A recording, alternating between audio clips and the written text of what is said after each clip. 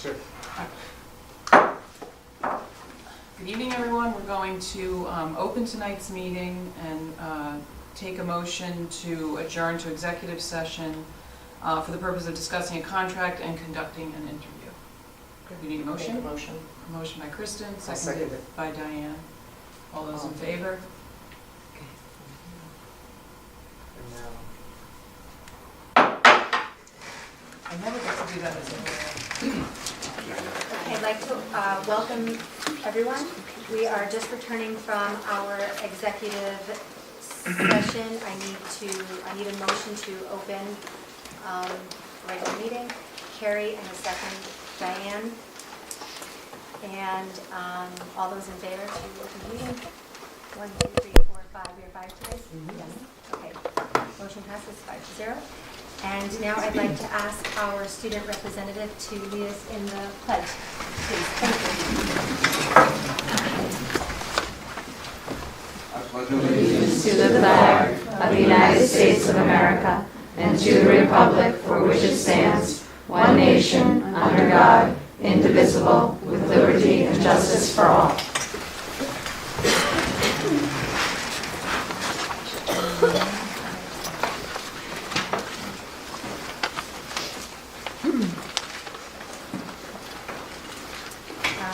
Okay, so we begin tonight with administrator remarks. Who'd like to start? I can start. Good evening. I would like to update the board on the progress of our K-5 report card committee. So this past summer, a group of teachers and administrators met to revisit a conversation that started several years ago about how we can better structure our reporting systems at JFK and CV Star. So our plan is to make small adjustments for this school year to make sure we're more aligned K-5, and then really work towards revisioning what we want our report cards to look like in the 2019-2020 school year. So we've received some initial feedback from parents in the parent survey, so thank you to those who were able to respond to that. And today the JFK and CV Star faculty meetings, we're looking at report card templates and getting feedback. So tomorrow we'll meet as a K-5 group to analyze all of that data and to make some recommendations for the school year. That concludes my comments. Ladies first. I would like to provide an update to you on the teacher shortage and impact on student teachers.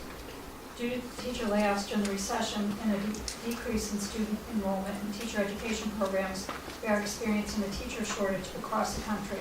According to the New York State United Teachers Union, teacher enrollment in education programs has dropped 47% across New York State since 2009. The New York State retirement system reports 1/3 of current teachers in New York could retire in the next 5 years. That means that New York will need 180,000 teachers in the next 10 years, and the enrollment in education programs does not support that need.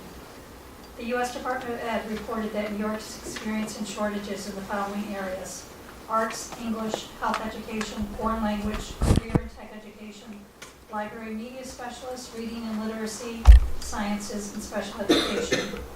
The teacher shortage also impacts the availability of substitute teachers. We have ongoing recruitment for substitute teachers with an advertisement on OLAS, our website, and we post at local colleges. We have also ordered signs to display on district property.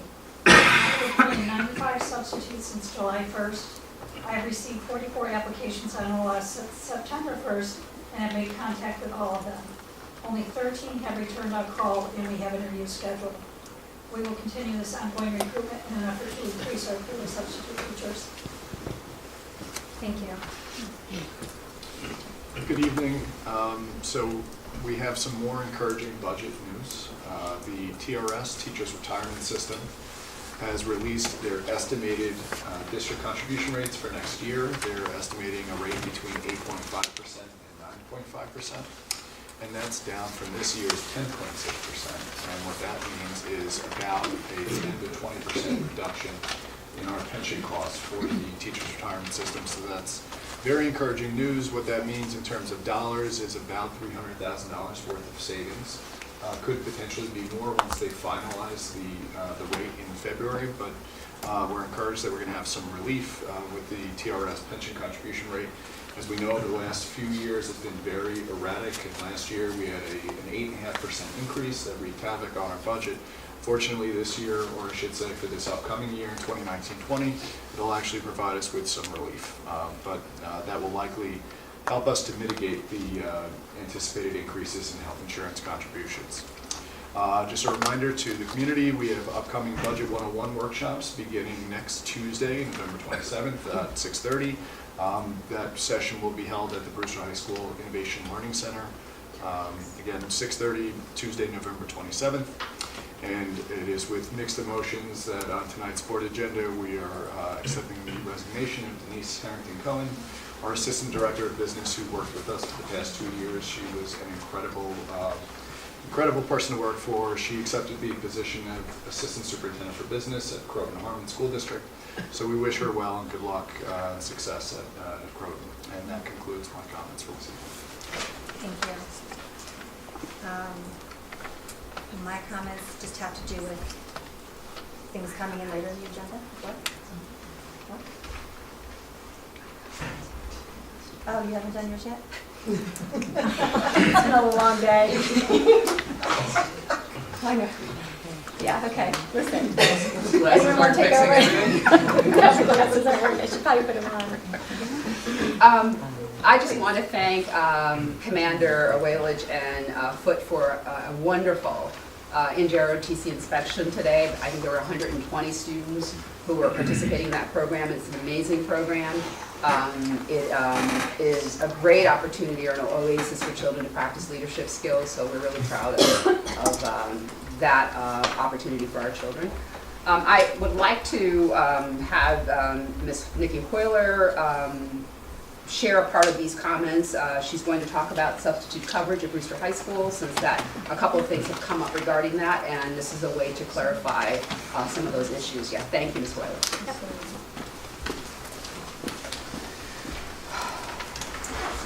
So recently, within the past 2 weeks, we've had a shortage, which for many reasons, it caused us to have uncovered classes. So after meeting with liaisons, we discussed some possible solutions. So one of the solutions, very simple solution, was to create signs that said all students, must stay outside of the classroom unless an adult is present in the room. So those are being laminated now, and they'll be on all the classroom doors probably by tomorrow afternoon. All the classrooms, and this is procedure for us, but a lot of the teachers have not been locking their doors. All the classroom doors must be locked for safety reasons. So those doors have to be locked and pulled shut, and the teachers teach with their doors shut. That way, if there's a sub coming in the room, it's up to the liaison to open that, to unlock that door and allow the sub to go into the room, which would immediately get rid of any of those issues. Also, every morning since the last incident happened, we gave our coverage sheet to our monitors, and their first assignment of the day is to go to every single covered classroom and double check to make sure. So they look into the classroom to make sure that the teacher assigned to the classroom that they're all present. We also made sure that we sent specific updates to every staff member, not just specific staff members. So instead of getting an individual email, it was sent out to the entire faculty. So when we do an update, it's sent out. So they might get 2 or 3 updates in a day. And the final thing we are in the process of doing is changing over the subfolders so that the subs have clearer directions on what to do and where to go.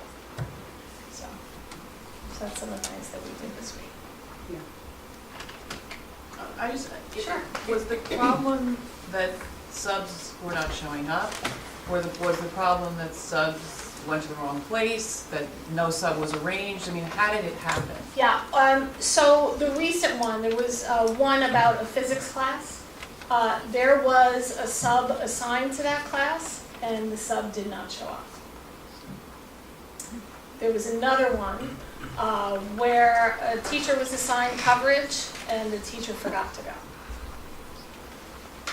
So a sub who doesn't, how does a sub check in when they come to school?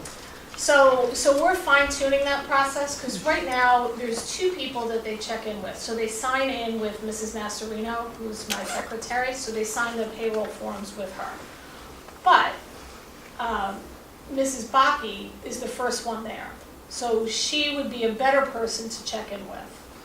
And since the subs don't have emails, any updates on the coverage form, the subs don't get. So currently, what they need to do is the sub comes in, they go to see Ms. Baki, and she gives them a list on any of their sub changes that are made. So this sub was new, he'd only been in the building a couple days, and he was having lunch. So is that, I mean, I guess my question is that sub gonna be used in the future? I don't have, He is, he misread the schedule, we had a shortened bus schedule. So when we found him, and we had the conversation, he was like, no, I completely understand, we had a bus drill schedule, and he didn't know that. okay, I thought you were saying he just didn't show up at all. Yeah, So, we have had that. It's, I wish I could tell you we've never had that, but we had a sub not show up to a class one day. He's like, oh, I was confused about the schedule, but that wasn't the case. And in those cases, we talk to Ms. Cullinan, and we don't have them back. Do we do any confirmation check, like prior to the day before, like an email or phone call to that sub? No, so the subs call in, when the teachers call in, they go into ASAP, which is an online system, and then the program calls the sub. So a lot of times, we've had subs get sick in the morning and then not show up for the day. And then sometimes we don't know that until 7:30 in the morning, and then we have to go back and cover those classes. So the assumption is when we get in the morning and we do the coverage sheet, which is about 6:30 in the morning, that all the subs are going to be there. Nikki, on an average day, how many classes do you have to cover? On a good day, 20 classes on a good day, and we've had as many as 89. And in that case, I'm assuming you're using teachers to cover We're using everyone. everyone. Yeah, and in that case, we would collapse ISR, so if that's a teacher's duty, we'd pull them out, we'd have students who are in school suspension in my conference room, we would collapse the mindful moment room, we would collapse study halls and double up on study halls and put them in the cafeteria or in the PAC, because we just wouldn't have the bodies. and a day where you would have 89 absences, is that solely due to teacher absences, or does it involve teacher training? How is Yeah. taking teachers out of classes managed also in light of this shortage of subs to begin with? Can that be avoided? It's a combination, depending on the day of the week, we'll see higher coverages, depending on the month, we'll see higher coverages. September's a great month, everybody shows up in September, people are healthy in September. We have a very high, rate of teachers calling in at the high school. We have a lot of teachers who are calling in. And we get coverages, we have subs that have been long-standing subs in the district, and they're here, they're there every day, we see the same subs every day, and we'll have those covered. And when we're talking about 89 classes, we're not talking about the covered subs. So we might have 5 teachers call in, and they're covered by the sub, but then there are individual teachers, there might be 9 or a dozen teachers uncovered. And it could be half a day, it could be, for medical procedures, their kids get sick, car accident, you name it. So it's a combination. Is there like a minimum manning of the building? So in other words, let's just say the 10 teachers are, call in sick, but you have 2 people that are scheduled for a personal day or a vacation day, Yeah. that they would have to come in then? No. I couldn't necessarily make them come in. And the idea with the little signs on the door, obviously we don't want kids standing in the hallway Right. all afternoon, but Right. that's the monitor's job to Yeah. then. So the monitors are given the sheet, like we have a sheet, so it says, Miss Gosh, first period, in this room. So they would go to every single classroom where there's supposed to be an assigned coverage, and they would check. I think it'll be good to see, how the things we've implemented improve or not. Correct. The situation and just kind of look at it again. If we still see things happening, then just look at it again. Absolutely. And, any ideas, one of the ideas with the sign came from a parent from Somers. She works in Somers. And she said, we have signs on our door. We're like, why don't we ever think of it? And it's something, when you're in the elementary school or you're in the middle school, it's implied that, you're not going into that classroom. But in the high school, it's definitely a looser feel because they're older and they're more mature and of course they go into the classroom.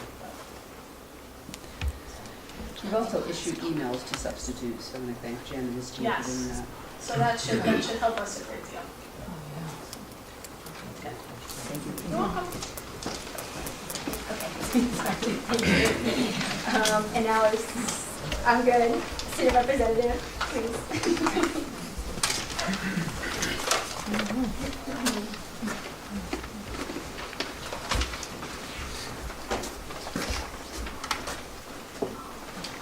Good evening, everybody. So just a few announcements from the high school.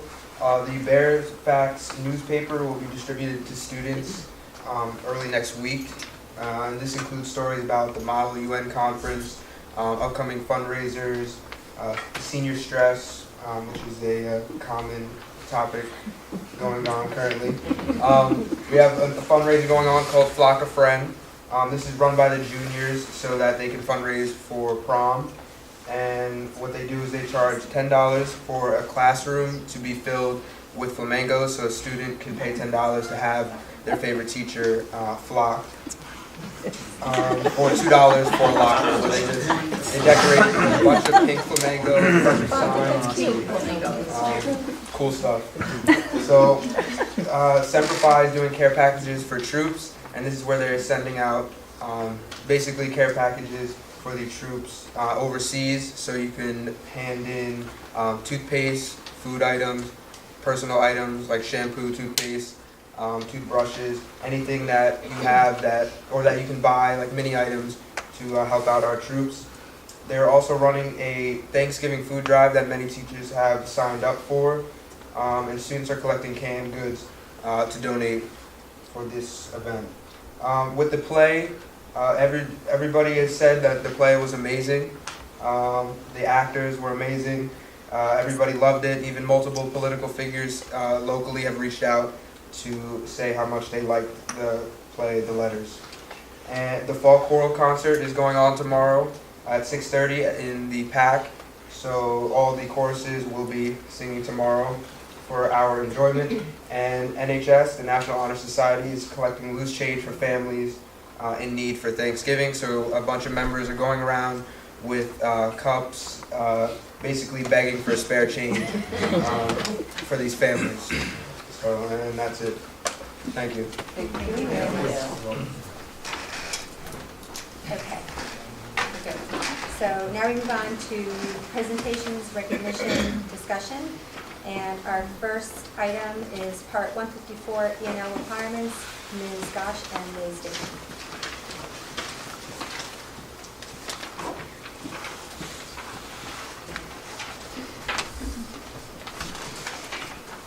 Right. That's okay.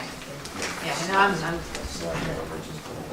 can deal with distraction. I used to work in the middle school. Sure. All right. So thank you for the opportunity this evening to discuss the current state of our English as a New Language program, or what we refer to as our ENL program. What we plan on doing is providing an overview of where we are now and some immediate and long-term next steps in terms of planning that we wish to take. So before we go into the presentation, I'd like to introduce Mrs. Karen David. Karen is a middle school teacher and our K-12 ENL specialist district-wide Karen will not tell you this, but I will. She's responsible for gathering all the data for this presentation. She's also a consummate professional and a tremendous asset to this district. So thank you, Karen, for all that you do every day. All right, so as I mentioned, we will start with by talking about an overview of our program. And a large component of that are the mandates that are set forth by the State Education Department. So we'll talk about how we identify students. Once we identify students, what sort of services they receive based on a set of criteria that is put forward by the state. Talk about some of our own demographics, what the breakdown is by grade level, and we'll talk a little bit about federal funds. And I'll warn you, it's a brief slide because we don't get much of it.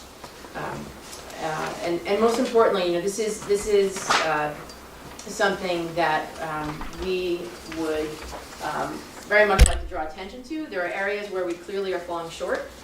And so what we want to do tonight is to point out those areas and to talk about how we plan on fixing those moving forward.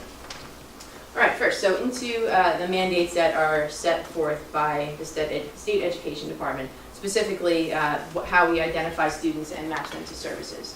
So you'll hear a term, CR Part 154, it's Commissioner Regulations Part 154. This governs the ways in which we are required and our responsibilities when it comes to students who are new to the English language. Karen is going to go through what the minutes look like per week. So this chart is basically the 5 levels of English language acquisition. 4 levels are actually students who are in the ENL program, and the last level is a student who is, or students who are out of the program but still receive services. So when a student is given what's called the NICETEL or the NICESLAT, which is the New York State Identification Test for English Language Learners, or the New York State English as a Second Language Assessment Test, the level of English language proficiency is determined by these 2 tests, these 2 state exams. The entering level is where a student starts. They, in K through 8, if they test at an entering level, they receive 360 minutes per week. If they test at an entering level, 9th through 12th grade, they are receiving 540 minutes per week. If they are, once they move from entering to emerging, it goes down, the minutes go down in the high school from 540 minutes to 360, but stay the same at the K through 8 level at 360 minutes. The real change happens between emerging level and transitioning, where a transitioning and an expanding student receive 180 minutes, both at the K through 8 and the 9 through 12 levels. And then commanding means that you have exited ENL, that you are no longer in the program, but you do receive 90 minutes per week for 2 additional years after you've exited ENL.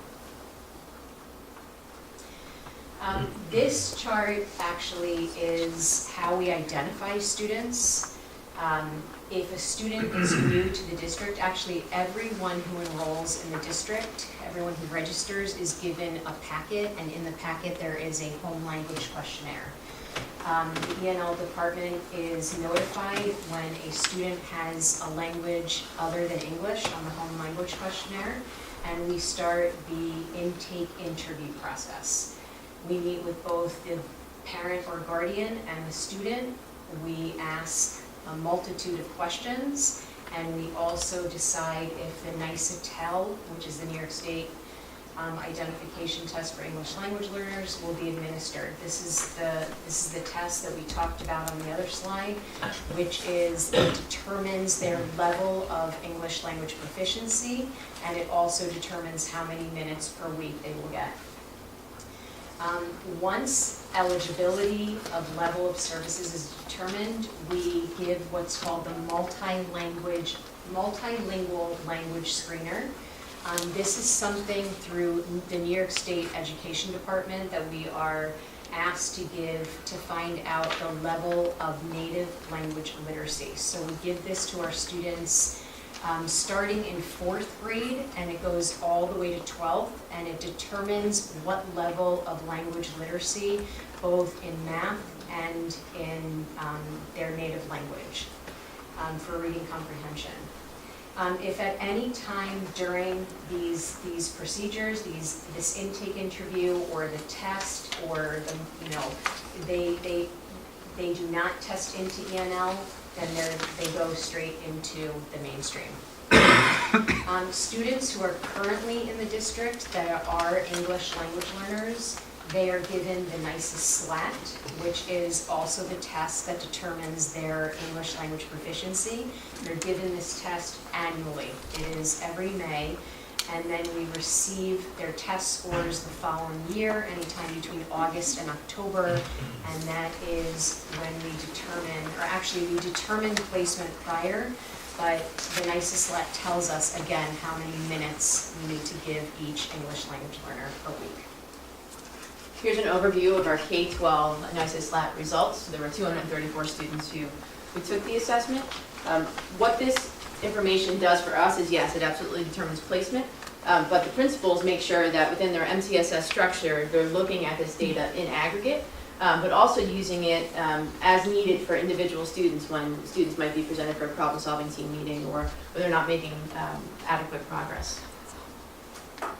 Here is a breakdown of our students at K2 level. So these are students either based on the NYSES SLAT or the NYSES TEL that receive ENL services, and this is what it looks like 3rd grade level across those 5 areas. This is that same information, but for the 3-5 level. This is the same for Wells Middle School, the breakdown between all of the English language proficiency levels as well as the high school. The next slide. So these results determine the amount of services that each student who is considered ENL is required to receive. So where are we not meeting the mandate? So based on those requirements and those assessment results, there are 16 students at the middle school, ranging from 57 minutes to 180 minutes, that are either not receiving their full services or in some cases not receiving services at all. At the high school, there are 30 students, again ranging from 60 to 180 minutes, who again are either not receiving their full services or receiving services at all. Second part of the Commissioner's Regulations, Part 154, are this piece. Sorry, Karen. So the New York State, Education Department says, or CR Part 154 says that if you have 20 or more ENL students in one grade, the district must implement a bilingual education program. So this is where we are falling short. In K through 5, we have K, 1, 2, 3, and 4, where there are 20 or more ENL students that speak the same home language in those grades. And at the secondary level, we have 3 grade levels, 6, 10th, and 11th, in which we have 20 or more students who speak the same home language. So what the requirement is to offer a bilingual education program. Right now, our current program is English as a new language program, and that is, the goal really is English language acquisition. The program is language arts, and the content area classes are all taught in English, and we are using ENL instructional strategies in those classrooms. The bilingual transitional model, the philosophy is to use a student's first language in order to bridge to English. And the dual language model, which is also a bilingual program, is really to develop both English and the native language at the same time to make sure that those students develop bilingually and biliterate. So So to summarize, there are 8 grades in which we have 20 or more students who speak Spanish, the same home language, and we are not currently offering either version of that bilingual program as prescribed by the state. So I will put a qualifier in here, and that is the district has taken considerable steps in the past 4 years to try to help our own staff become either TESOL certified or to gain that bilingual certification. We partnered with LIU, and we try to incentivize this for staff members to do it. It's challenging. It's another certification, so it's asking a lot of our staff members. There were some staff members who were able to complete the TESOL certification, which is helpful when it comes down to counting those minutes, but we have not been able to. None of our current staff members have been able to get that bilingual certification. I will also say when we hire for TESOL positions, we put on those postings that bilingual certified is not just bilingual, but bilingual certified, because there's a difference, is preferred, but the staff members or the candidates, I should say, are hard to come by. I had mentioned that I would talk a little bit about some of the assistance that we received. Title III is designated for English language learners, ELLENL, synonymous in this case. So what the government stipulates is that this must be supplemental. So we cannot use Title III funds in order to hire a teacher who will be providing mandated services. We're just not allowed to use the funds in that way, but we can use it in some other ways which are helpful.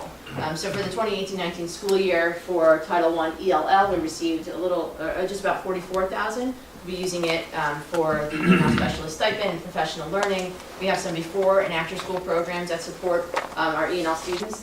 The money comes from here, as well as some other needs that we have throughout the district. So now what? We wanted to bring this forward to let you know that we are out of compliance in several areas. What we want to do immediately is to reconvene our ENL advisory task force. So this task force has been in existence for many years, and it has served different purposes depending on what the needs of our students are. Right now, we would reconvene this group and ask for programmatic recommendations for the 2018-19 school year. And just to put it out there, I wouldn't recommend to the task force that we focus for 2018-19 on the bilingual program piece. In my mind, we're out of compliance there, but that ship has sailed, and that's not where we should be. We should be dedicating our precious resources necessarily. But what we do need to do is to pay attention to the students who are not receiving any services at all and who are not making progress towards graduation if they are, or earning credits if they are at the high school level. We also, that's the second bullet. We also will be speaking with our regional and state representatives to determine what flexibility we could have in delivering these services, because the most important thing is that we get the mandated services that are needed for students. So we'll be looking for flexible ways in order to do that. Any questions? I think, I just want to understand what you just said about not recommending the bilingual program. Then what is it that needs to be done? That's for 17, I'm sorry, we're in 18-19. For this year? For this Okay, school I year, understand. right. I But understand. and once we are able to say, okay, for 2018-19, here is what the data is showing us are our immediate concerns. Here are students that are not receiving support. We make that recommendation forward back to you, right? But then this task force would meet again to talk about 2019-2020, because in all honesty, for many years, as I've been submitting these, the reports that we are mandated to report, we've been out of compliance for several years with this bilingual requirement. So that task force, that ENL advisory task force, would help us sort of revision what we want things to look like in 1920, ideally. So 18-19, we have an immediate need, which is to make sure that our students are serviced. That's immediately. And what we're planning on doing is actually collaborating with the Regional Bilingual Education Network, which is really our middle person between us and the state, the Office of Bilingual Education, to talk about what our next steps are to implement these bilingual programs. But because we have 8 grade levels that we need to do that, we need their advice and we need to know how do we start doing that. And with, is it because we maintain communication with them that we're okay? I mean, you're saying we've been out of compliance for a few years and. With the bilingual piece. Correct, with Right. that piece, and still now this year and probably one more year. So what does that mean? I mean, mandates, we get them all the time. And is it because you're maintaining communication I mean, with the state? we definitely have an open line of communication with what's called RBERN, which is that Regional Bilingual Education Network. Okay. I am probably in touch with them on a weekly basis and asking them for their advice on everything possible and how do we move forward. And so, I mean, it's not a guarantee, but it's definitely, you know, they are working with Brewster to eventually meet those mandates. Like, they know that we are moving forward and trying our best to do what we need to do. But I mean, it's not a guarantee that we will not be audited. Right, so that really is the question that I'm trying to get at. So,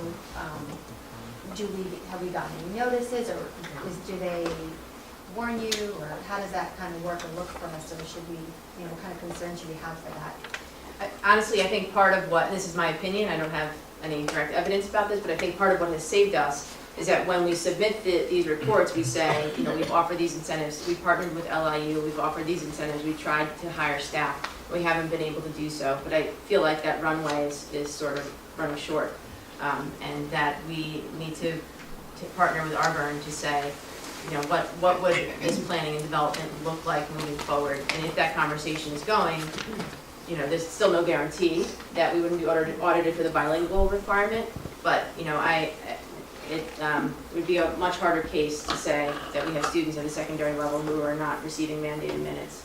And, you know, that would be something that would be difficult to justify for this school year. No, so that clearly is more pressing. And I think that you pointed out that at least we're making every effort and demonstrating that and keeping them informed. So, okay. There's another part of that.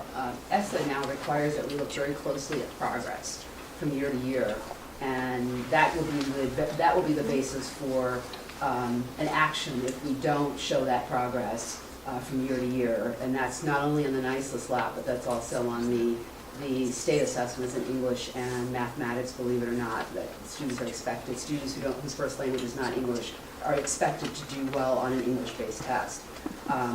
So that's a challenge. The other opportunity that Karen organized and orchestrated for us is actually a meeting at the table with the commission, one of the assistant commissioners in charge of this. So they also know that we are, you know, diligently engaged in doing the best that we can. They've met with us, they've seen us, they have communicated with us, so they're aware that we're not sitting on our hands and that we're doing everything possible. And we're not the only district in this, you know, situation where we, you know, fairly rapidly grown across 8 different grades. It used to be that maybe it was almost 1, and then it became 2, and then it's just really grown exponentially. So we can say that much, that we're not, you know, we're in communication. They know we're working in earnest, but, you know, there are only so many bilingual certified educators, and if we don't have them, you know, you can't just speak Spanish and teach a content language or content area. You have to be certified. You have to have that certification, and it is an expedited certification, but it still requires some time. I think it's about 14, maybe 15 credits, and you have to take pass a language requirement or a language test, and then pass the certification. So it is a process that has to be followed.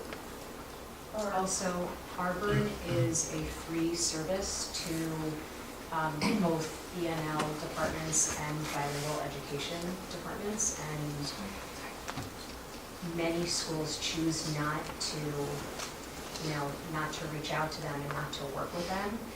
We have worked with them for at least the past 3 years, and we use their services. We are at every possible table that we can be at.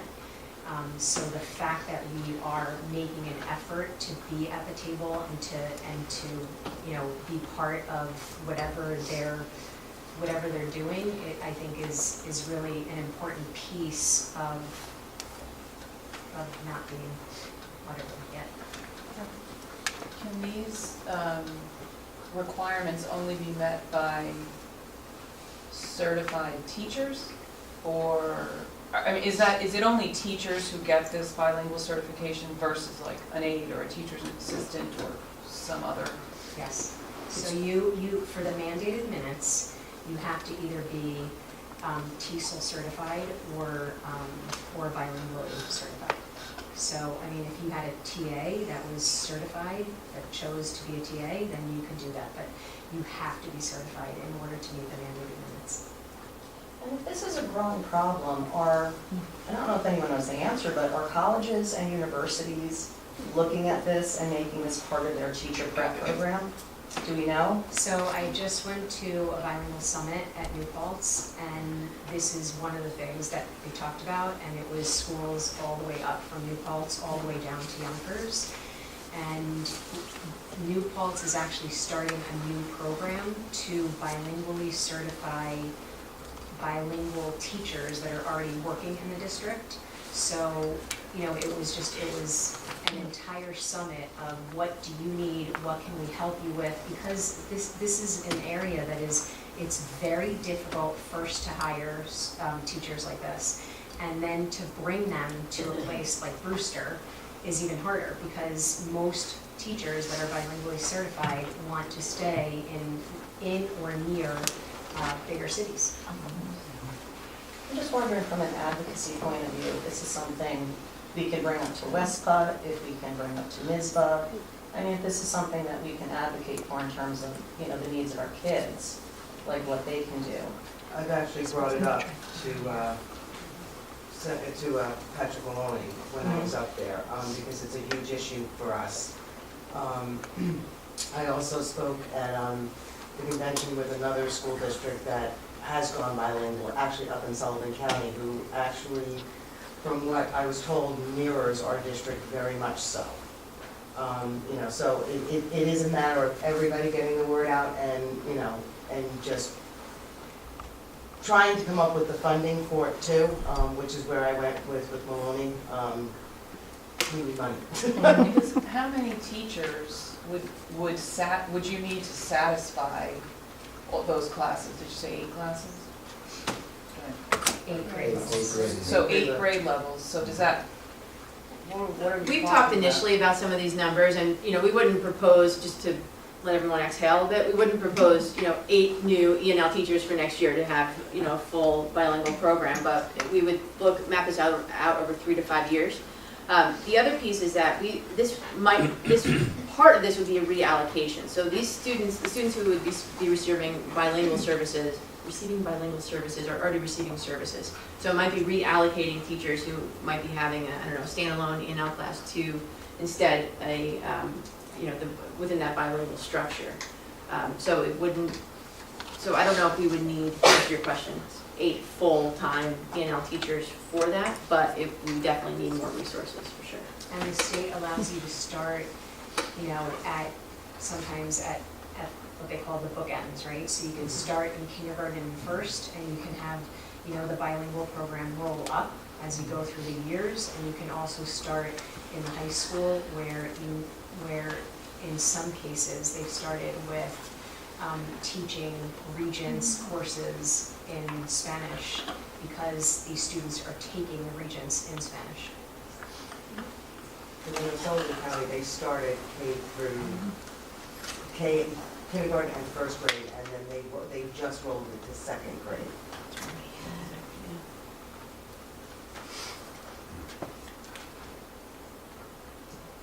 Thank you. Thank you. Okay. So we move on now to our lockdown automation implementation presentation. Jim's the one who's doing that, please. And sorry, and Mark Bailey. Find my card here. Thank you. All right, we currently have Day Automation in the district working to install an automation that will help us speed up the process where we are locking down a building in the unforeseen, hopefully never to happen incident that we have a danger within a building. But this is something that we need to prepare for. So we wanted to talk to you a little bit about our lockdown procedures and then what this new process is going to look like. So I have Matt Kresge here and Mark Bailey from Day Automation, and we're going to start with Matt to tell you a little bit about a little bit of the statistics. We know the challenges that we face. We've seen recent events in Florida, as close as Newtown, Connecticut. The statistics show us, and the scary one is that in Parkland, earlier this year, of the 71 calls made from that building to the 911 center in Broward County, only one of them initiated from that school. One. And that happened after 5 minutes of that active killer situation starting. That's unacceptable. We can't take that as acceptable. It's our responsibility. The average law enforcement response time to an active shooter event is 3 minutes. Now, our district is a little different in that you have 3 SROs and 1 SPO on one campus. Those of us that are within our buildings can pretty much get anywhere we need to in our buildings within about 45 seconds. So that's huge, much better than the national average. But we need to be able to increase the notification part of it. And that's where this whole lockdown automation comes in. So when we talk about a lockdown, and I've talked to you guys about it in the past, a lockdown is used to secure a school building in the event that there's immediate threat inside the building. On a campus like Brewster has, we have multiple buildings in one area. One building will go on lockdown, assuming there's only one armed threat in that one building. The other buildings will go on to what's called a lockout. A lockout is a means to secure a building from a threat that is outside the building. It doesn't necessarily have to be an armed threat. It could just be you have an angry parent you don't want to let in the building. The press is outside, something like that. So what happens in a lockdown? We lock all the doors.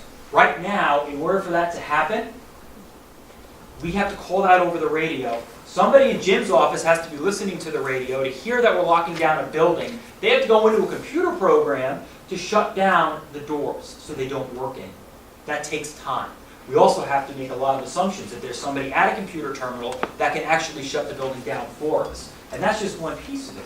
We also have to make sure that some of our larger instructional areas, at least in the high school, the PAC, the LGI, the gymnasium, the cafeteria, are advised to what's going on. Students and staff start to barricade or evacuate based on the New VAERS action plan, which we talked about a couple of months ago. And then we have to make sure that we notify the other buildings in the district of what's going on. That's a lot of stuff to do on top of try to mitigate the threat. So what we've been trying to work on is how do we streamline this? How do we make this easier? Jim, I'll let you start talking about the nitty-gritty of the tech side. So the question is why automate? And Matt's already talked to a little bit about this. It takes time. So one person will call on the radio, the tech logs in, turns off that access. One person has to get on the PA system to make that announcement. One person calls 911. All of this does cut down on that response time to get people there to help ensure our staff and students' safety. And automation will remove any human error. So that statistic about Stoneman High School and the time that it took for that first 911 call to be made is an eye-opener, definitely. So what we have with this new lockdown automation is multiple ways to initiate a lockdown. So it'll give more people the ability to do it a bit quicker. So from any of the regular desktop Cisco phones, There's codes that will be able to, administrative staff and staff will be, other staff will have to be able to initiate that. We will also install a lockdown button at each greeter desk, seeing as how that is where the majority of people are, come in, that these threats come in through the front door, that there would be an automatic alert there.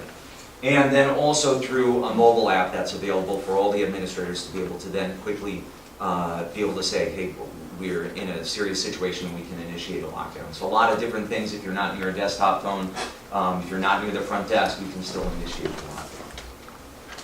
And then what happens? So there's an automatic PA announcement. Audible and visual alert on desktop phones. Text messages are automatically sent out that this is what's happening. The call to 911 happens, and lockdown on all of the door readers. So the door access is automatically shut down. Nobody has to log in to make any of that happen, and only allows in first responders. And then it will also do all of that and automatically put all the other buildings in lockout. So definitely a much quicker response time. So I brought Mark Bailey here from Day Automation to be able to show you a little bit about what that looks like in action. Sure, well, he's switching. Thank you for having me tonight. I've been working with Brewster Schools since 2008, so for almost 10 years with Day Automation, I've been an account manager with you guys, evolving this as the challenges evolve, I guess. So what we're bringing to you guys with the addition to the Cisco phone platform is that automation. And that allows us to just manage tasks and automate those tasks. The platforms that we deliver to you and are delivering to you in this phase of the project do just that. They give you the ability to put tasks in an order and then punch them out using the code on the phone. We're going to provide the buttons in the office, as he said. On the screen over here, just to show you a little bit about this before we play the video. Cisco phone, just like many of you have in your rooms, this represents a card reader on the door. The door strike, you may see this light up in the back, but it's not. Trust me, it does light up. And then these represent the PA speakers in the classrooms in the back.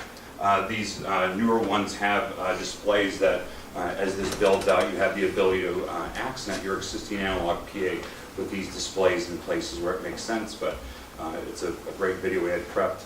So what we will show here is starting the process of dialing the phone, and I'll walk you through that, and then afterwards we'll field some questions.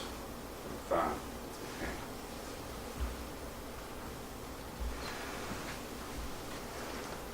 The integration between Cisco collaboration. Start that back a little bit. Hi everyone, Mark Bailey from Day Automation. Today we're going to show you the integration between Cisco collaboration or Cisco phones, Informacast, and Informacast mobile on the mobile device for mass notification. We're going to show change in the state of the Avigilon access control system. We put the state in lockdown as well, and then note the change in the event window. So let's first go ahead and verify that we have a working key fob for the teacher, green light, and we do. We'll go ahead and we'll select the police officer. We have a working key fob there, indication for both. I will select pound 501 and hit dial on the phone. Broadcast exit. Lockdown for elevator building. Please act emergency responders. Attention. New Central School District has issued the lockdown for the elevator building. Please act emergency responders. So we get notification on the phone with a message and an audio message. We had the respective display on the clocks and a continuing strobe. Whether or not the messages keep playing is programmable. We turned them off for the purpose of the demo. We have notification in the window, so let's go ahead and try our teacher key fob. The teacher key fob does not work. Let's go ahead and try the police key fob. The police key fob does work. So we have a change of state of the cards as well. In Informacast Mobile, we go into our text. We get a notification that we're in lockdown. I can reply 1 if I'm safe on campus. I get a response that was successful. I can also go into Informacast Mobile, and I see there's a notification that the campus is in lockdown, I can look at whether or not I'm safe on or off campus. You can see I've already replied. I can also play the message back. Attention, New Lebanon Central School District has issued. If I like. So multiple pass and notification. That is a complete lockdown. So let's now go ahead and restore. Let's go ahead and clear the alarm cue and go ahead and press pound 502 and call. Sending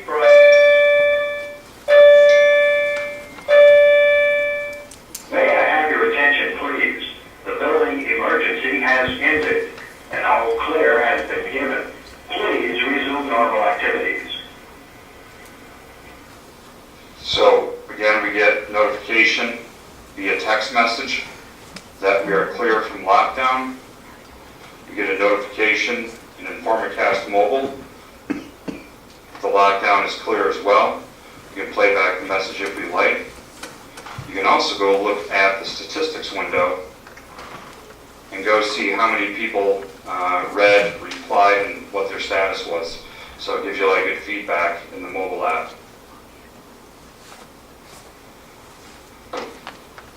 So let's go ahead now and try the teacher key. Teacher now gets in. Let's go ahead and try police key. The police gets in. Clear the message, and we are now back to normal. And that is how you do a campus lockdown just with a simple code on the Cisco phone. One of the other things on the mobile app, as well as the resource officers carrying that on site, and if you're off site, you get that notification, but not just as a text. The administrators would also see that resource or the statistics information. So if 100 people are supposed to be notified, that pie chart will reflect that accordingly. And then there's groups down below that show that of who replied, who did not reply, and give you buttons and the ability for that administrator to try to contact those individuals. There's also GPS information built into that app, so if somebody is on the grounds and they press that app, somebody's also able to see GPS coordinates from the mobile app as well. If you decide to deploy that mobile app to some of your first key responders that stay off-site and they carry it with them on their phone, maybe the police chief or some of the lieutenants or the captains, they can also get early notification of that. Or if they're aware of a threat and you decide to, you can also give your first responders the ability to lock down the campus from a remote place should they understand something that the district doesn't. So whether you're on-site on a phone, the new buttons we're providing in the main offices, off-site mobile apps, and then whoever has the app or does not have the app has the ability to respond and give their status, and then also, if they have the app, check a district-wide status of how things are going. That's just a quick overview of the platform. I want to open this up for questions and see if you guys have any. So, the Cisco phone, so not any phone in the building, certain phones in the building, in Well, certain locations? You want me to? Any of the Cisco phones will be able to have that capability. So, Right now, so any phone that's in every room right now? and it's not in every room. So that's one of the things that we're putting in our budget for next year is to install phones in every classroom so that teachers will then also have that capability of calling a lockdown should something happen right in their classroom. But they have other ways of being able to initiate that. That could either be from the app, and there can also be an app right on the computer that they could then initiate from there, if that's something that, so that they would. You can't be logging in and trying to find. No, it would be floating right there on the computer in the classroom that they could be able to initiate. And just some of the thoughts I had as you were talking, or the thing was going, the video was playing, I was kind of thinking, well, what if, the kind of the what if situations, what if a situation becomes someone's trapped in a classroom because now they're locked down and there's no, I don't know, because I don't know how lockdowns work necessarily today, and, when it happens, I know there's a time delay, but once it happens, is a teacher allowed to get out, or they're stuck in that room with those kids? Well, that- And I don't know. That kind of gets to the new BEARS protocol that Matt had presented Right, last before, of saying, well, that was our approach, was you just hunker down Right. and that's it. But now we're realizing that we needed to expand what options teachers have and kids have based on what their situation is. And kind of giving them a little bit of flexibility in saying, I need to get out now, and So going out does- through the window would. Is there an override to a lockdown in that kind of situation where it's more beneficial? Well, they would still be the building would be in lockdown, so all of those things would happen. How they respond in the lockdown is part of what that BEARS protocol lays out. Do you barricade yourself in? Do you, And this is compliant with New York State Fire Code, so all the doors from the inside, you can still open out. So they can still get out of the building. We're securing the building so nobody from the outside can get in. Right. That's part of the reason why we're shutting down all the key fobs, all the ID, or the door access readers, so that nobody can get in except for approved law enforcement.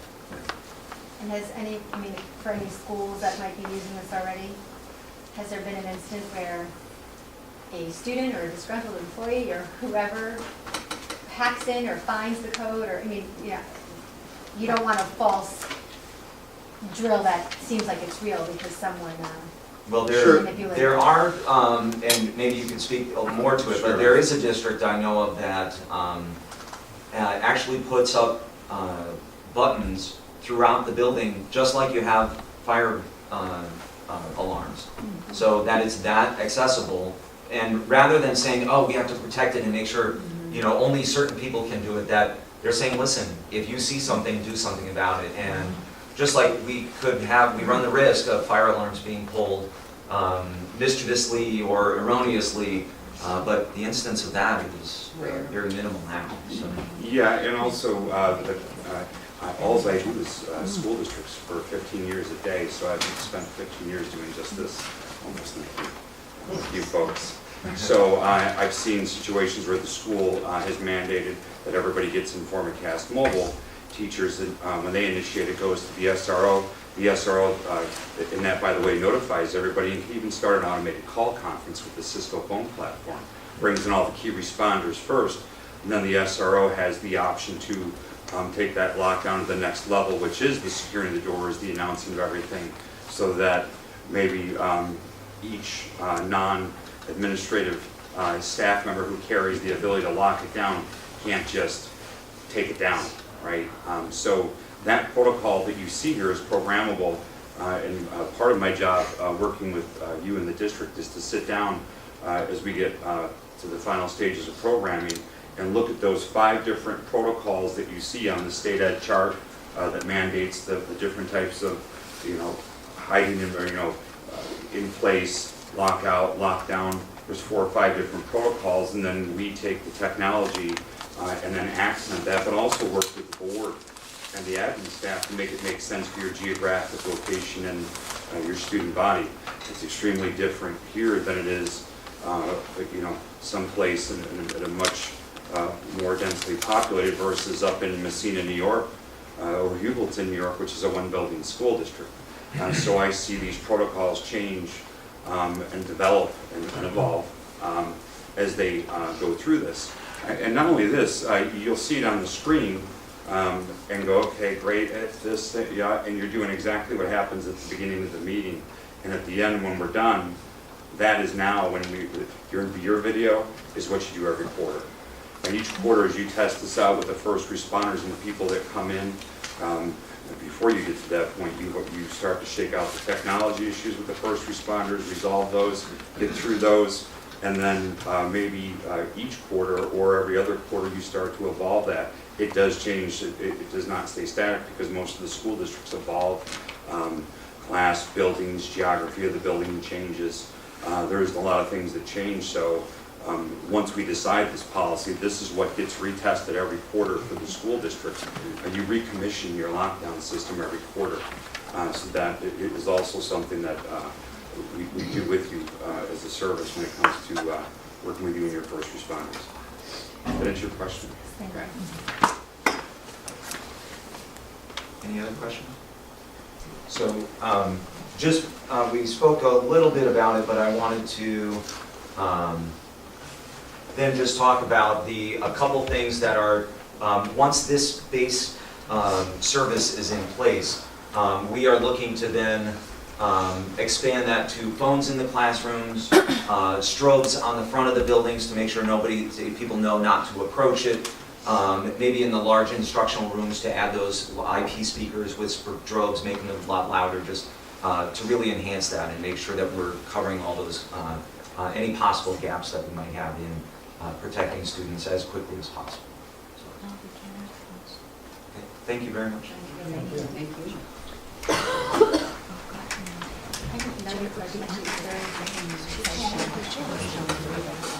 you. Jim, do you have a sense of the estimate for the cost of the automation plus the phones and For all of strobes? these, I don't have that off the top of my head, but I can certainly get those to you in Thank terms you. of the different levels of what each one of those would. And then is there any funding? I mean, I know we keep asking the state and Social Security to talk about one day giving us something. Not yet. But we do, this is through BOCES, right? Yeah, so this is through a security coaster that we're doing this, and so this is definitely aidable. And so we'll be getting a significant portion of this back for this part of the project. And would also include some of these other, like the strobes and the IP speakers could be included in that as well, because it's part of security. I'm not sure if the phones would, but we also have, we also do have a coaster for the phone. So all of those pieces would be aidable. So definitely get anywhere 30 to 50% depending on what those. Okay, thank you. And Day Automation has been working with the Lower Hudson RIC in their coaster program for over the last 5 years. So we've been part of that coaster and that offering for a very long time. And because we do this first, you might even give us a deeper discount. Thanks. I just have a question. I'm Yeah, sorry, sure. I'm sorry. Service in the building?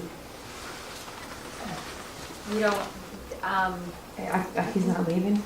no, but generally we have comments and questions at the end.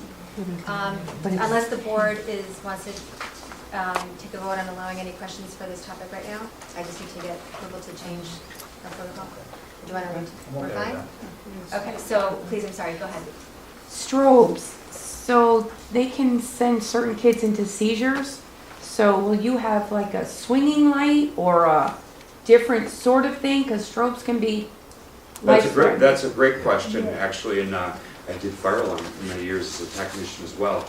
And what they do in the fire alarm is the exact same thing we do in the lockdown strobes, is that when we deploy them on the exterior of a building or in a place where they can all be seen at once, they are all wired to a controller that actually syncs the strobe. There's actually a pulse that goes out so that the strobes flash at the exact same time. It is delivered as such, and it is exactly for that intention. And we use some of the same supplies that are used on the fire alarm, actually, and we differentiate the strobes by covering them with a blue cover instead of the clear plastic one, and then that's made part of the training for the district staff and the students to identify them as such. Does that answer your question? It does, thank you. Perfect, thank you. And just one more quick question, just with the cell service in the schools, the app will work, or I'm just curious. Yeah, another great question. So that app is not dependent on the school's wireless, although it can use it. It can also use 4G, and it does not require a VPN to function. So the way that app is functioning, it runs in a redundant environment in the cloud, as any mobile app does that runs on the phone. But that would be any mobile app. So we back it up in Amazon Web Services, and then if you're in the school and you're on the school's wireless, then we use the internet service provider connection to the school's network. So either way, whether I'm wireless or whether I'm 4G, I have the ability to Does initiate one that. function as a backup? Any of the staff and as well as the students can connect to the wireless on their phones. So if they don't have access via their carrier, their cell carrier, they're connected. And by the traffic that we see, most everybody is connected. Yeah, and as well, any outages of that mobile service, as one is the automation, we monitor that so we receive any outage, but as well, the districts are allowed to subscribe, so their information technology director and even superintendent or business manager, whoever is appropriate, can receive alerts if something happens to Amazon or those services that do live in the cloud, again, with any app, not just that app. Like we all knew when Amazon had an issue 3-4 years ago, but we are notified of that because the service that the folks at Informacast monitor that service and notify us separately, so it's through a separate service in Amazon. So notification is not dependent on that app functioning in the cloud. Does that answer your question? Great, thank you. Anyone else? And we do have redundant ways of initiating. So there are the desktop phones, there's the panic button, the lockdown button, there are the phones, so the cell phones, so multiple ways that we can be initiated. And also, as you expand this out, it is possible to bring those to, for us to provide and deploy buttons in each classroom, bring that back in as the initiation point, so if the district decides it's appropriate, you can, I hate to use the word accessorize, but you can accessorize that by deploying buttons in the spaces that maybe don't have a phone or won't have a phone, but will still give you the same functionality even though it's not in an office. For us, it's, you know, where the button is, we'll make it do the exact same thing for you. Okay, thank you. Thank you. Okay, so now we move on to our long-range financial plan, Mr. Carlson.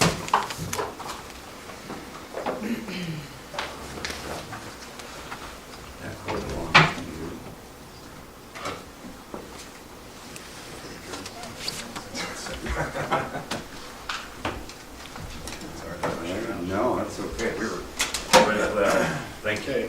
Okay, good evening, everyone. So I'll be presenting our long-range financial plan this evening. Before we get started, a couple of caveats. So we've always had a long-range financial plan. We've never really formalized it. And we often speak about some of these topics during budget season or otherwise, but we wanted to formalize it in a long-range financial plan, which is now available on our website. So while this is a presentation about our long-range financial plan, it's not exactly a presentation of the plan. What I mean by that is I'm really just going to be focusing on the topics and not necessarily about the nitty-gritty, the weeds that we often get into when we go through the budget process. So this is really a 10,000-foot view of our operations and the important topics that I want everyone to be mindful of. So the most important thing that we need to keep in mind is that the future is uncertain, and we see that every single year that we get into budget development. We're seeing that already play out next year, where we no faster did I complete this plan, did the TRS come out and actually reduce their rate far beyond what I anticipated. So this is, that's more of a, concept that this is going to be changing throughout each of the years. And the further you go out, the less reliable and predictable financial information becomes. So some things that we need to be considerate of are economic conditions in terms of state aid and federal aid and funding, state and federal legislation, which takes the form of new mandates. Ms. Gosh just presented the Part 154 requirements that are going to require additional funding. We spoke last week, Dr. Henning presented the new mandates at ESSA that requires counselors at the elementary school. Those things we can't predict into the future. So those are things that we just need to be aware that they may come down the pike, but it's certainly very difficult to plan for them. Changes to collective bargaining agreements, changes to enrollment, unforeseen capital needs. I also want everyone to be aware, do not be alarmed by out-year funding gaps.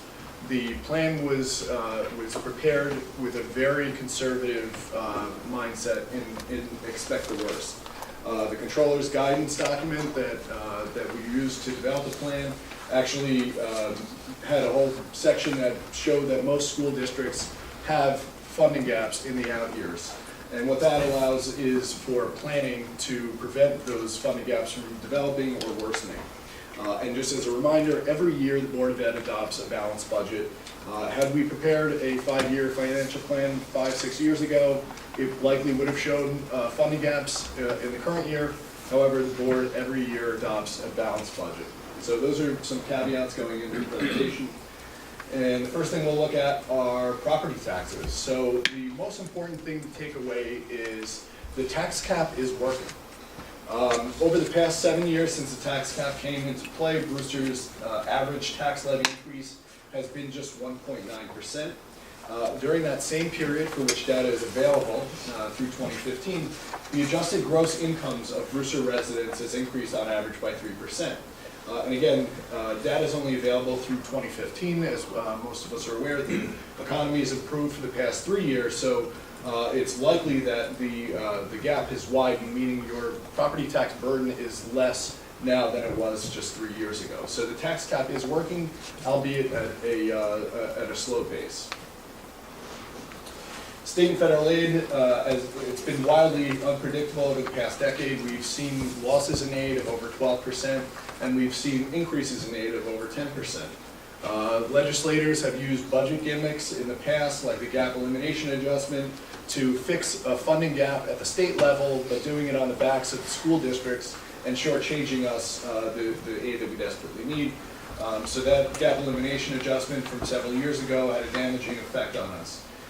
During that same period, the federal government had a stimulus package, American Reinvestment and Recovery Act, which provided some relief of the funds that were lost through the gap elimination adjustment, but it certainly paled in comparison to the state aid loss. So again, this is something that's wildly unpredictable. Fortunately, for the past couple of years, we've had consistent marginal increases in state aid, but it's most likely due to increases in building aid, which are related to our construction project. Salaries and benefits, we talked about this over the budget season, make up 78% of district spending. Salaries alone make up about 50% of district spending. And all employees in the district operate under an employment contract, either through a union, and I listed here the Administrators Association of Brewster, Brewster Teachers Association, clerical unit. We have unaffiliated members, non-union members who have individual contracts negotiated each year, and the SEIU Service Employees International Union. Salary schedules were established decades before the tax cap came into existence. And in each of those collective bargaining agreements, step increases range from 1% up to 6.7%. Obviously, a 6.7% increase is not in line with the tax cap, and it makes it challenging when we have employees reach those steps with those increases. However, the VTA unit and the clerical unit have agreed to contracts that limit step increases for future employees to 2%, which more closely aligns with the tax cap. However, that's a prospective change, meaning that only applies to new employees coming in. It doesn't apply to the employees who are already existing, who are already working here at the district. So it's a prospective change that will take change over time. Health insurance contributions, again, same thing. They're subject to collective bargaining agreements. The rates that employees contribute range from 6% to 20% based on the different bargaining units. Again, the contributions were established decades before the tax cap, but to date, all bargaining units have agreed to contracts that increase health insurance contributions for future employees. Again, a prospective change as our existing employees either resign or retire. The new employees that come on will be subject to these new provisions. Fortunately for the district, we are participants in the Putnam Northern Westchester Health Benefits Consortium, and our average health insurance premium increase over the past 10 years has been just 3.2%.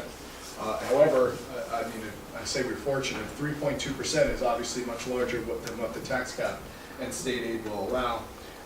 However, I guess the silver lining is that the other plans throughout the state, NYCHIP and SWISCHIP, the rate increases have been much more drastic over the past decade. So now we'll look at pensions. So this is a chart. It shows the employer contribution rates for the ERS system and the TRS system. It's very difficult to tell, but the top bar is a lighter blue bar in each category, and that shows the ERS contribution rates from the 1990s all the way through the 2010s. And you can see in the 1990s, the average employer contribution rate for the ERS pension system ERS being the employees' retirement system. It applies to aides, monitors, bus drivers, custodians, cleaners, child nutrition employees, clerical employees, basically all non-certificated staff members. So in the 1990s, the employer contribution rate for those member salaries was just 1.2% of their payroll. Fast forward to the 2010s, and the average contribution rate is all the way up to 15.9% of members' payroll.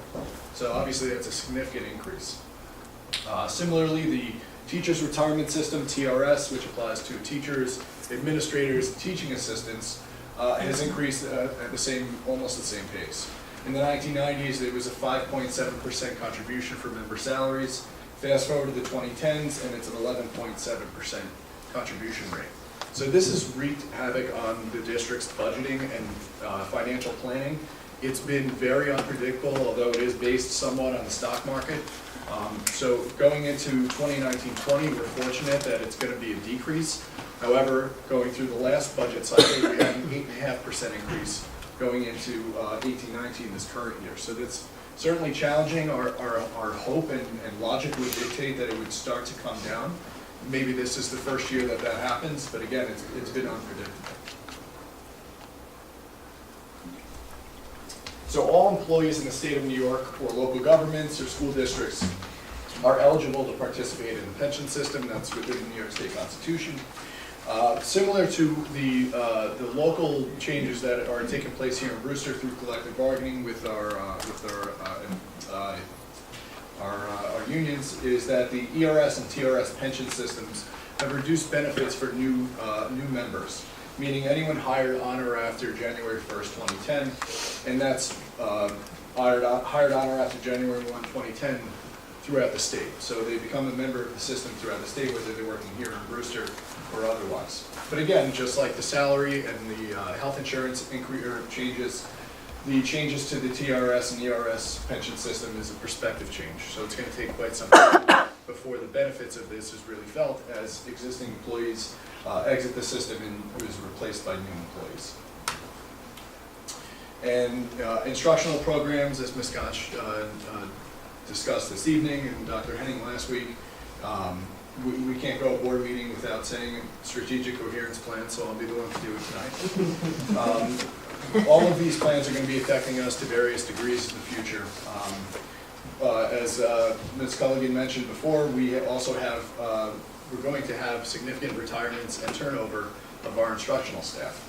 And they're going to need additional supports in professional learning to educate our students. So these will definitely be affecting us to various degrees in the coming years. Again, with the Every Student Succeeds Act, we have a new mandate that begins just next year in the mental health supports at our elementary schools. So capital planning and debt, which is probably the largest component of long-range planning, because the costs to maintain and to repair and to enhance our facilities are significant.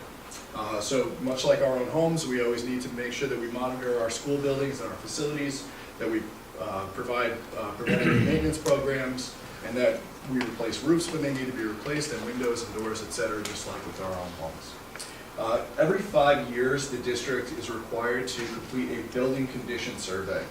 And that needs to be performed by a licensed architect or engineer, and they evaluate the facilities of every single school building, instructional space, parking lots, fields, et cetera.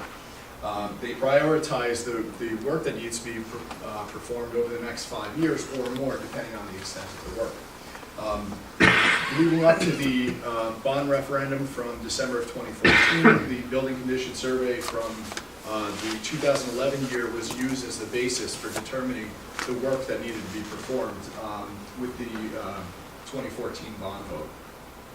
And again, the magnitude of work is often significant, and it requires a significant amount of money, which can take three forms. It could be in construction bonds, it could be in establishing a capital reserve, which is when the district creates a reserve and puts money aside each year for a specific project, or the utilization of fund balance if there is a specific project that the district is able to allocate money from fund balance on a one-time basis to fund a project. However, historically, Brewster has committed to capital planning through the issuance of construction bonds. We had a bond in that we just actually sold in October of 2014. That was for the Wells Middle School renovation project, which was several years back. Back in December of 2014, the community approved the $39 million construction bond that we're just wrapping up right now. And the important thing to know, and we'll talk about that here, is how to time the sale of these bonds with the extinguishment of existing debt, so that we maintain a level commitment to our debt expenses and don't have any spikes in our tax levy. I'm just thinking of our neighbors next door in Carmel. They've had a failed budget vote now twice in a row. As I understand, the first few years of the bond would result in an increase to the tax levy, followed by years of decreases to the tax levy. The reason for those spikes is because of the timing of existing debt. So in all likelihood, they have some debt that's not going to expire until several years into the new bond is issued, which is going to have them doubled up for a couple of years, followed by the debt falling off, if that makes sense. I think I may have just confused myself. So here's a look at our annual debt service for the next 10 years, okay? And again, it's hard to see on this screen. It's a little bit easier to see on that screen. So this chart shows all of our debt, and our debt takes basically three forms: leases and energy performance contracts, which is this gray area. Bands, which are bond anticipation notes. Those are short-term borrowings, basically one-year borrowings. And then bonds, which is long-term debt that we pay off over the life of a project, the useful life of a building, if we were to renovate a building. So leading up to the 2019-20 school year, you see we have a lot of money invested in our bond anticipation notes. That's the money that we used to pay for the ongoing capital improvement project. So we borrowed this money on a short-term basis. Each year we renew that borrowing, and beginning in the 2020-21 school year, you can't see it here, but we have a significant amount of debt that's coming off the books. And we're going to be replacing that debt that's coming off the books with the issuance and the conversion of these bands into a long-term bond. And by timing the extinguishment of some old debt in this 2020 school year with the incoming new debt, we're able to maintain a level debt service commitment. You see this green line. So this is something that's discussed in greater detail with our finance committee. I see some members of our finance committee here this evening. Thank you for coming out. We review this on an annual basis. We also work with our fiscal advisors to make sure that we're timing this appropriately so that there won't be any spike in the tax levy. But again, going out 10 years, what do we see? We see a significant amount of debt that's falling off the books in the 27-28 school year. It sounds like it's a long, very far away, but it's really not, as we see that we're just now wrapping up the construction that was approved in December of 2014, so over 4 years ago, and we're just completing the construction. It takes a really long time to get SED approval and architects and all that fun stuff, bidding, and for the work to actually take place. So we need to begin preparing now for the extinguishment of this debt in 27-28, and there is certainly no shortage of need in these facilities in renovations and repairs and security enhancements and things of that nature. So I'm channeling my inner Mary Smith for this slide because she used to, as you know, often throughout her presentation. So did you know that the district issued a $26 million bond in October of 2015? And the tax levy increase in the ensuing year, being the year after we issue the bond, is when our first payment comes due. The tax levy increase that year was just 1.9%. So there was literally no impact on the tax levy after issuing a $26 million bond. And why did that happen? The reason why that happened is because the district effectively planned for the extinguishment of old debt to be replaced by the new debt. So this same concept is in place for when we finally issue the bond for the current construction project, beginning in the 2021 school year. And I'll just go back to that slide to show you what that'll look like. So in this year, you'll see our band payment will go down significantly. The dark blue is going to get much smaller, and the light blue is going to get larger. But again, we're going to keep our debt payments level. So the impact on the tax levy hopefully won't be significant, and hopefully interest rates don't climb too much before it comes time to issue this bond. So, I think I just went over this. This is basically the conversion of the short-term bond anticipation note to the to long-term bond in the year 2021, and that's showing a level commitment. Again, we need to plan for the extinguishment of debt in 27-28, and again, we review this with our finance committee and our fiscal advisors on an annual basis. Another thing we talk about each year during the budget process is our fleet replacement plan. I won't belabor it because I will belabor it in about 3 months. This is the chart from March of 2018. It's been revised as we've purchased new buses and have put older buses out of service. But this chart really just shows what the spread of our vehicles should be in terms of 5-year increments.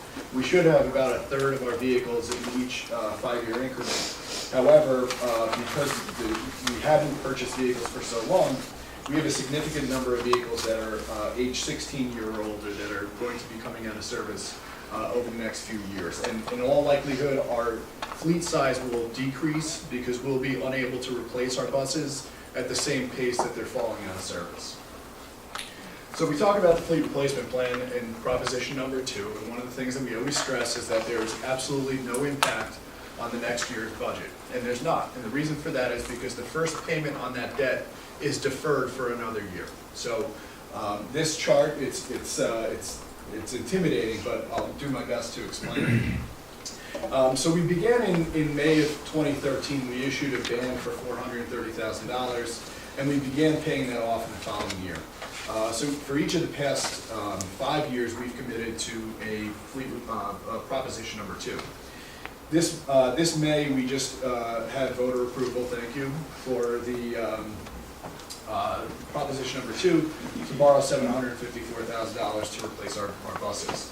The first payment is not due in 18-19, instead it's due in 19-20. We paid off over a 5-year period. These are the principal payments. So after a period of 5 years, the vehicles are paid off.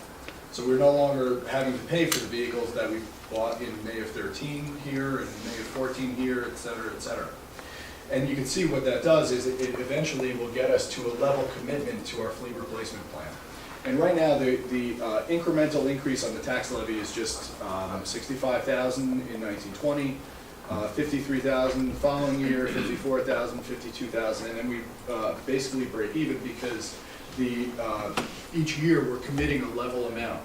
And as the proposition number 2 in May of 19 is approved, the proposition from a prior year is falling off. So you'll see here that after the years are paid off, you only have 5 years worth of expense at any one given time. And that allows us to basically embed this cost into the budget. And I want to stress again, just like with the capital project bonds, despite those incremental increases for proposition number 2, we've still been able to maintain a tax levy increase on average of just 1.9%. So all of these things are embedded here. They're not added on, and we've still been maintaining a tax levy increase of just 1.9%.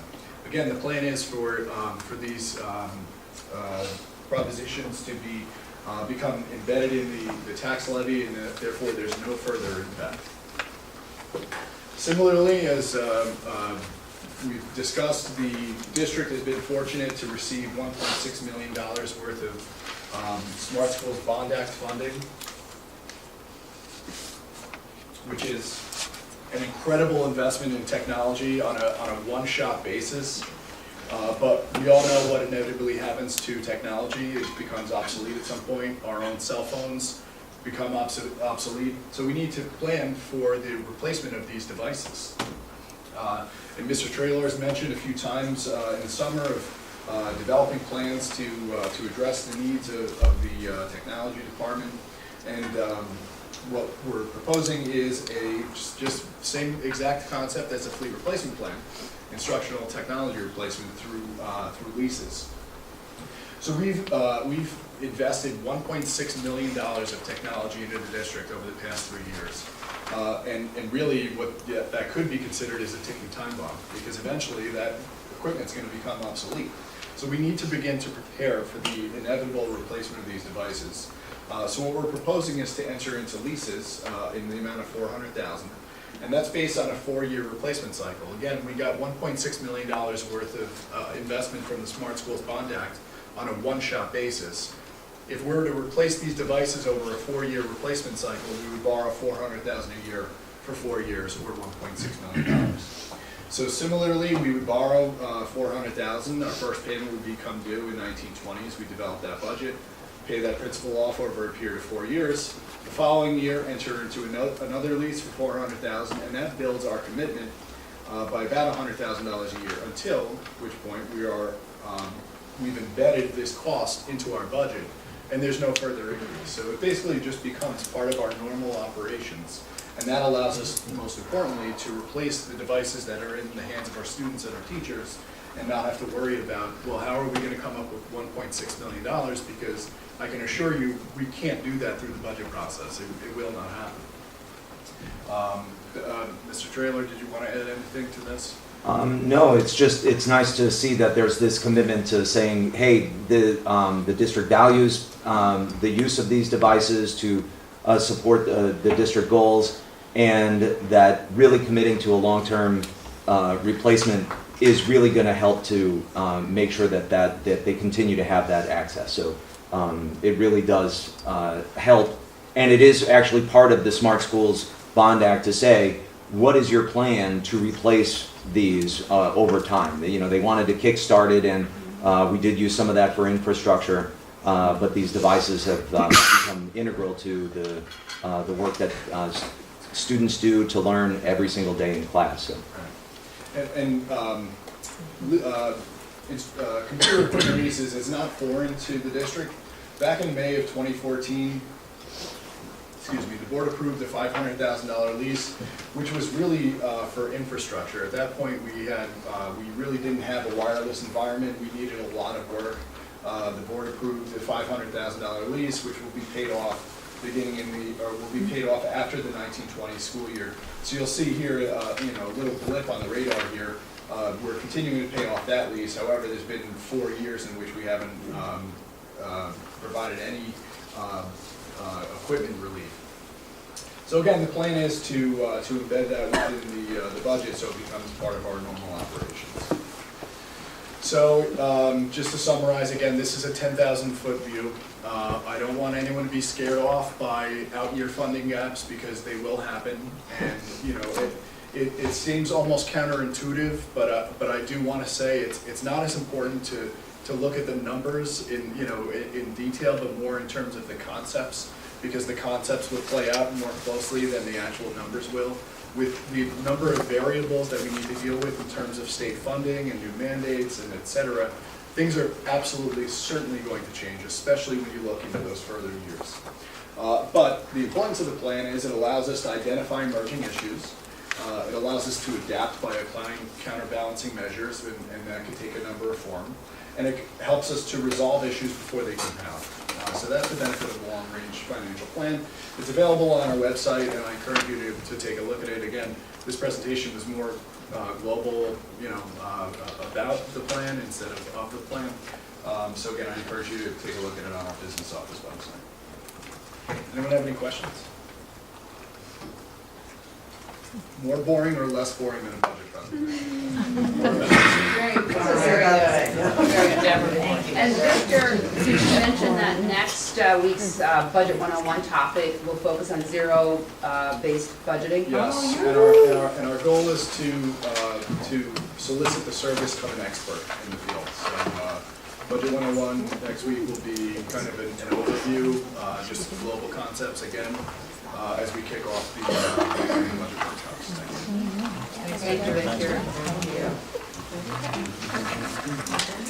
So now we move on to our action items, and as did the practice this year, we will allow for comments only from the public on any of the action items that the board will be discussing this evening. And the same rules apply. If you could just come up to the stand and state your name and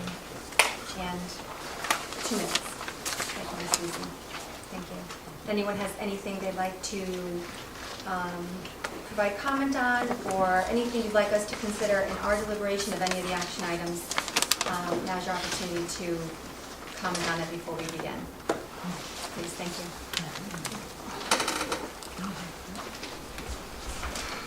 So thank you, my name is Jane Callahan. Looking at the number 2, approval of staffing. So I saw the presentation a couple of weeks ago, and I guess I was a little surprised to see it for voting today. The proposal was just up and was, had additional staff being considered tonight as an action item, and we just went through massive reductions in staff last year, and some of these positions look like they were just eliminated, and now we're asking to have them back. We had a failed budget, which was, I believe, a referendum on some of the spending challenges that we have in the district. So we have 6 months later, there's addition of staff that hasn't been accounted for in a budget. Some's mandated, some's not. And then where is the funding coming from for those that are not mandated positions? I've already spoken with Ms. Gosh and the middle school about the fact that we have 30 kids in almost all of our classes in 7th grade. But an assistant AD is what floats to the top for a position that we need in the schools. And that to me is absolutely questionable. So, what school in any division that it matches Brewster has an assistant AD? Have you looked at Somers, Katona, Chappaqua? Because I have, and they don't have that position. So why would a school that has less funding than all of those actually need something like that? And as for the mandates, before we go and put them in, have we, called our other school partners and discussed their plans? What are they doing to meet these mandates? Do we ever do a collaborative consortium that says, hey guys, let's talk about how you guys are doing it? It was presented last meeting, now we're doing a vote. Has the board had sufficient time to actually discuss it? Any consultation with any districts? When we do knee-jerk, which this looks like from the outside, then we're going to be running into another failed budget in this coming budget year, and God forbid, a failed budget the second time around. So I am asking you guys to see if you guys are actually voting on it tonight or still continuing the discussions. Thank you.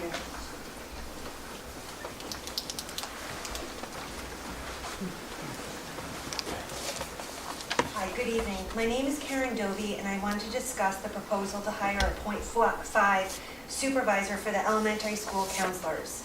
The hiring of 2 qualified elementary school counselors in Brewster will be an asset to the district and our children. My concern is with the hiring of a .5 supervisor. Other neighboring school districts such as Somers, Mahopac, and North Salem have 1 supervisor for their K-12 guidance and counseling departments. Mrs. McCann is the head of guidance at Brewster, and by having this title and responsibilities entitles her to a paid stipend position. Mrs. McCann has worked in the district for many years and clearly has the knowledge to be a supervisor and mentor to the new hires. In Somers, it is the building principals, psychologists, and social workers that guide the need and the role that the school counselor will take in the building. By following the model of other districts, it would enable Brewster to save or allocate the funds where they needed and required. With the financial constraints of the district, the administration and Board of Ed will have to problem solve and think out of the box when addressing and following state mandated positions and policies, just as many districts have had to.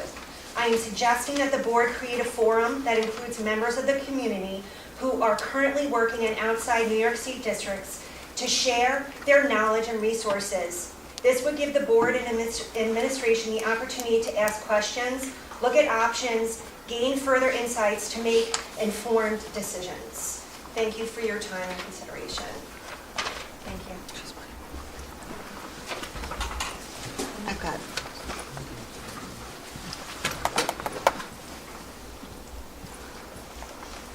Hi, Francine Del Bono Santos. I got your email that you received my email, but it was in regards to the replacement of Mr. Stelacci when he moves into the next part of his career, which I think is awesome because I'm a big fan of his. But in the presentation last week, 2 weeks ago, it called for a full-time employee of a behavior analyst, plus the replacement of the 0.5 of Mr. Stalachi as a behavior analyst. And I just really didn't understand why Brewster needed a 1.5 employment of that, right? We partaken in putting in a PBIS program. We have Ruler in elementary school, COPE in the older schools. I read through as many of the state regulations as I could handle before wanting to shoot myself. And I didn't see anything that states that that's a mandate to have that many hours, that full time of an employment, like 1.5. I didn't see that anywhere. So I was wondering where that came from and what the reason was behind it, especially when we're going to be hiring psychologists and social workers and counselors that are all should be well versed in the creation of FBAs and BIPs and carrying them out with the special ed staff. That's it. Thank you very much. Anyone else? Okay, so I will close comments for action items. And we will continue with action item number 1, approval of the Putnam Northern Westchester BOCES Communications Media Plan to expand from 2 days to 3 days. Right, a committee was convened, Communications and Media Committee, to review the work that Jen Gary has been doing with our district since we engaged in the service with BOCES. What we learned during that committee meeting was that obviously there was some need for Jen to work with the Board of Education on a plan of how the board wanted to engage in terms of social media, the establishment of its own Facebook page, and other kinds of communication that were directly related to how the board wanted to communicate its work and its mission around what is happening in the school district. So we, at our last board meeting, or 2 board meetings ago, we had Ellen Lane and Jen Gary to present to the Board of Education to just provide some overview information around the kind of work that Jen has been engaged in and the kind of exposure she's gotten as a result of being here 2 days per week and covering the school district. We were all satisfied with what she had done. She's obviously opened some other doors to other venues, including NYSBA and New York State, the Westchester Putnam School Boards Association, where we've never had presence before. But we did also learn that in order for her to do 2 other things that we felt was important, which I mentioned beforehand, the work with the board, we have probably over half of our school district, our 13,600 and some odd eligible taxpayers, who no longer have children in the school district. They are not going on our website, they are not getting our Bears Backpack communications, they're not engaging in that way. But so we need to use some other methods to communicate with them, which include paper or print-based newsletters, one which will probably be going out fairly soon. And that was not a part of the original agreement. So I asked Ellen Lane, as a result of that communication, to share with us the cost for an additional day for Jennifer to be in the district. And just so that you know, we've already called upon her to be involved above and beyond her 2 days when we have some specific kinds of events that are going on, such as commitment letters for students who are receiving scholarships to go into college as a result of their athletic abilities. So this proposal includes the additional time, the additional day, and the work that we've asked her to consider, which is work related to the board and communicating with the community, and the addition of 2 print-based newsletters. And that amount would be, we receive a reimbursement rate of about 40% off of this. I think it's 20,000 additional dollars that from the proposal that Ellen just shared with us has been uploaded for the board. So if that is something that you would like to consider, timing obviously is important because she probably won't be available to the district. The folks who are engaged in these kinds of agreements with Putnam BOCES have been used quite extensively and have been very valuable to districts because there's no way for anyone to really do this work of writing press releases, getting the district in different venues, making sure that they're available to cover lots of different exciting things that are happening in the school district. So it's for your consideration to take a look at the second proposal.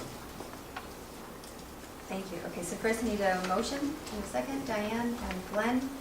And now we can open it up to questions, comments, discussion from the board. You want to start? Just to comment, the amount presented is the full amount, it's not the discounted. like the No, they 20. always charge us, we get the full amount, and then at the end of the school year, we'll see the reimbursement rate. Okay. And that's 40 to 50%. Exactly. So, I mean, I guess I can start, you know, I think those additional things are needed. You know, the idea of the newsletter going out to the entire community, it would just go out to, not the district addresses we have, but it would go out. Goes out the way our calendar goes out, which is basically to go into every mailbox. Right, okay. So it definitely does help inform other, you know, community members, something we've talked about a lot. And then also helping us get our, you know, we talked about a Facebook page, we talked about other ways of us communicating and establishing certain things that we just need assistance with. So I strongly think we do need that additional time. But my concern is that there's a lot of other things we need to consider as well. And, you know, I'm wondering, can we make it through this year? I mean, I'd prefer not to, but, you know, can we make it through this year and see where we are at the end of the year and then establish it perhaps, I mean, or even during budget season? I'm not sure. I just know that there's a lot of things that are going to come our way. We had an E&L presentation. You know, that's going to result in costs. We have additional staffing, you know, we haven't even gotten into budget season yet. So I'm concerned, and it is, I mean, it's not that much, I mean, you know, another 40% off 20, but it's money. So I'm wondering if, you know, do we sacrifice the remainder of this year for that amount of money to see if we can put it toward other things and see where we are next year? Do we add the extra day, finish off the year, get, you know, because really, you know, I kind of feel like once we have maybe something established, like a newsletter, perhaps we can find another way to do it internal to the district. Maybe it's even our bears, maybe we do a page of that and we send out the bears when the high school students, I don't know. But, you know, just be more creative come next year. Maybe we start something on our Facebook page, get us up and running, and then we figure out a way to manage it. So maybe that's kind of a cost that we can eventually take away. But it's just something to consider, because I don't want to add unnecessary cost. I have seen the benefit, you know, I have definitely seen her posts out there, it's definitely been a better presence. But I just want us to consider kind of both sides of the issue. Well, Go ahead. I was gonna say, well, I think when we got into this first, we initially said we were gonna look at it as a first-year trial, see how it plays itself out. I think we may wanna consider doing that still. With the 2 days. With the 2 days. To your point, there are some pressing stuff that we do have to address. And I think right now, just looking in this direction, I don't think we can go there right now. So, I mean, I'd rather consider just, you know, if you guys agree, just leave it the way it is right now, and then we reconvene going into the new year. I would have to agree. As much as, you know, reaching the families without students in the district is important, and as much as it is getting a better grasp on our communication, I think this money's better served elsewhere. We do have a lot coming down the pike, as you said, and as Glenn said, and pretty much every presentation tonight. I'd rather see, even though it's not a lot of money, but every little bit helps. So, I mean, I would personally prefer to keep this as a trial on the 2 days, see how it's going, and revisit, you know, come. I mean, I'll the just end of the add year. that one of our board goals for the year was that we had broken down communication with the community into different aspects. And one of them was the parents, the residents that don't have the students, and how are we going to reach them? You know, and getting them to come to different meetings and forums, which we're going to start, you know, implementing Right. shortly. I mean, maybe we can see how productive those are, but this definitely was something that could reach that goal. We would just fall short at the end of our year if we, you know, we don't kind of go with this, so. But then we could also potentially, at one of the forums, maybe there is someone who has an idea on how we can, without paying, come up with an idea. I mean, I don't know. Creativity in numbers. I think we need it, but I also am looking at action item number 2. And I don't realistically see how we can say yes to someone for a third day right now and then maybe not talk about getting a .5 counselor. In good faith, I can't do that because I think the action item number 2 is much more important. I agree with everything everyone said. Okay, so, motion, second discussion, so then we just need a vote. All those in favor? All those opposed? Let me do first. Any abstentions? None. So the motion does not pass 5-0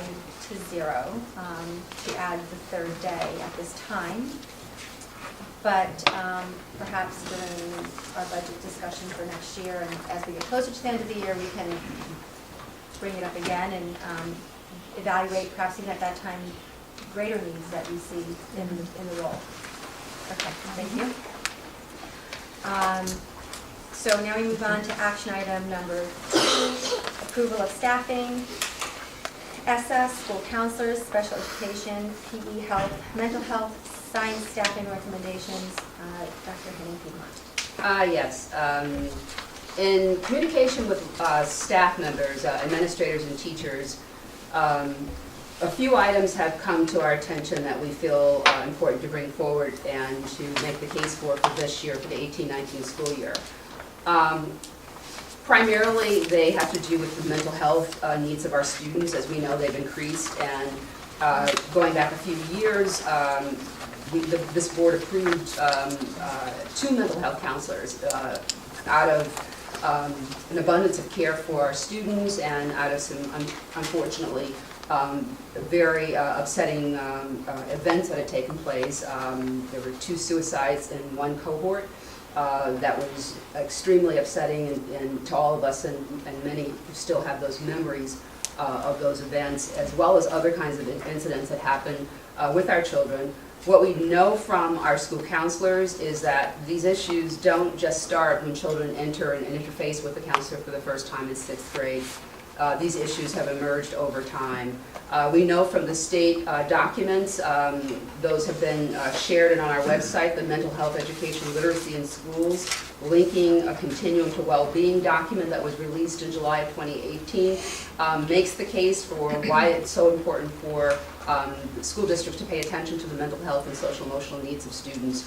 They talk about the counselors providing assistance not only for attendance at MTSS meetings, which is a combination of RTI and PBIS, but supporting the development of a PBIS program, being available to provide trauma assistance for students, as well as restorative practices, so that we don't rely upon the zero-based policies that we are addressing now in our Code of Conduct, which actually relies heavily upon suspending children. So school counselors play a vital role in ensuring that children are prepared along the way to be balanced, healthy, happy children who are able to be in class, to be educated rather than to be outside of the classroom, either in maybe having a meltdown in the principal's office or being out of school or in the in-school resolution room. So although the mandate is a 2019-2020 school year, we have needs now. There isn't a day or week that doesn't pass where an administrator isn't calling about a student, or communication isn't coming from our PPS team about the needs of the student, or teachers who might feel overwhelmed by having students who might have some needs in their classroom that they're not able to or equipped to deal with. So we can wait certainly to 2019 and 2020 to implement this, but our students are not going to wait. I strongly recommend putting this into place. It also addresses an issue that Ms. Culligan raised, which is, a diminished pool of applicants, as well as the potential competition that we're going to face as we also try to recruit these school counselors in, in competition with the other districts across the state. So putting them into place now, first and foremost, serves the needs of our children, but it also helps us to make sure that we get ahead and we establish a comprehensive plan, which is part of the mandate, as well as convening people to serve on that committee, as well as having time to develop a way in which we supervise a K-12 school counseling program. It's not a K-5 counselor for the counseling supervisor for JFK and CV Star. It's a K-12, which is in the presentation. It's also a part of the guidance document from the state. I'd like for Ms. McCann and Ms. Simmons to actually speak to the needs or the areas that they see as concerns at the secondary level, which are certainly emerging at the elementary level, and ideas around how they see the supervision of this person. Thank you, Dr. Henning. I'm Jessica McCann. I'm one of the school counselors at the high school, also the counselor liaison. This is Mrs. Simmons, a school counselor as well. I want to share with you, excuse me, since the beginning of the school, we have a comprehensive high school program, a comprehensive high school guidance program. Since the beginning of this school year, we've serviced 2,899 students. That averages to 67 people per day just in our building. During that time, because we have a comprehensive program, the 5 high school counselors have also run 120 groups. We've held 3 evening parent presentations with a 4th scheduled for the late November. We've had 2 college and question sessions for parents, 3 college application workshops, 24 homework completion workshops, and an application boot camp for students over the summer. So this is what a comprehensive program looks like, and I share this information with you because a lot of time, effort, and planning goes into a comprehensive program. Without having a comprehensive K-12 program and a person to oversee it, we run the risk of having just a responsive program, and we limit those broad preventative programs that can really help to intervene with some of the issues we see with these students. So I find it sort of fortuitous that I'm also talking on the day when we talked about school safety and what measures we can take to prevent that. So immediately following the shooting at Marjorie Stoneman Douglas High School, 2,300 individuals, school safety experts, 200 school boards, school districts, and universities sort of came together to figure out what was the best way to address gun violence. And they came up with a plan called they called it the call to action to prevent gun violence. And the main takeaway from that report is that you don't have to harden schools, you have to make them softer. You have to make them softer by addressing some of these social and emotional health issues that we see from kindergarten all the way through to the high school. So addressing mental health as a public health issue. So you would approach it from a preventative measure rather than being reactive all the time. And this is why it would be so valuable to have a K-2 counselor and also a 3-5 counselor. You need somebody who's going to be able to develop a plan, not just responsive and reactive measures for students to support them.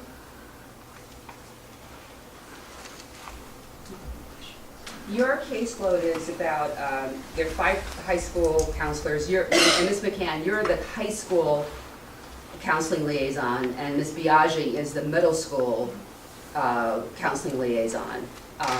At the high school, which is the ratio of the student to counselor ratio about 1 to 218 or 220 students? That's correct.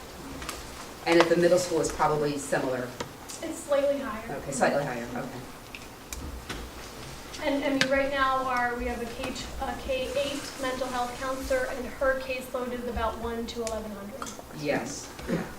1 to 1,256. And it's very reactive in its nature, just given the time.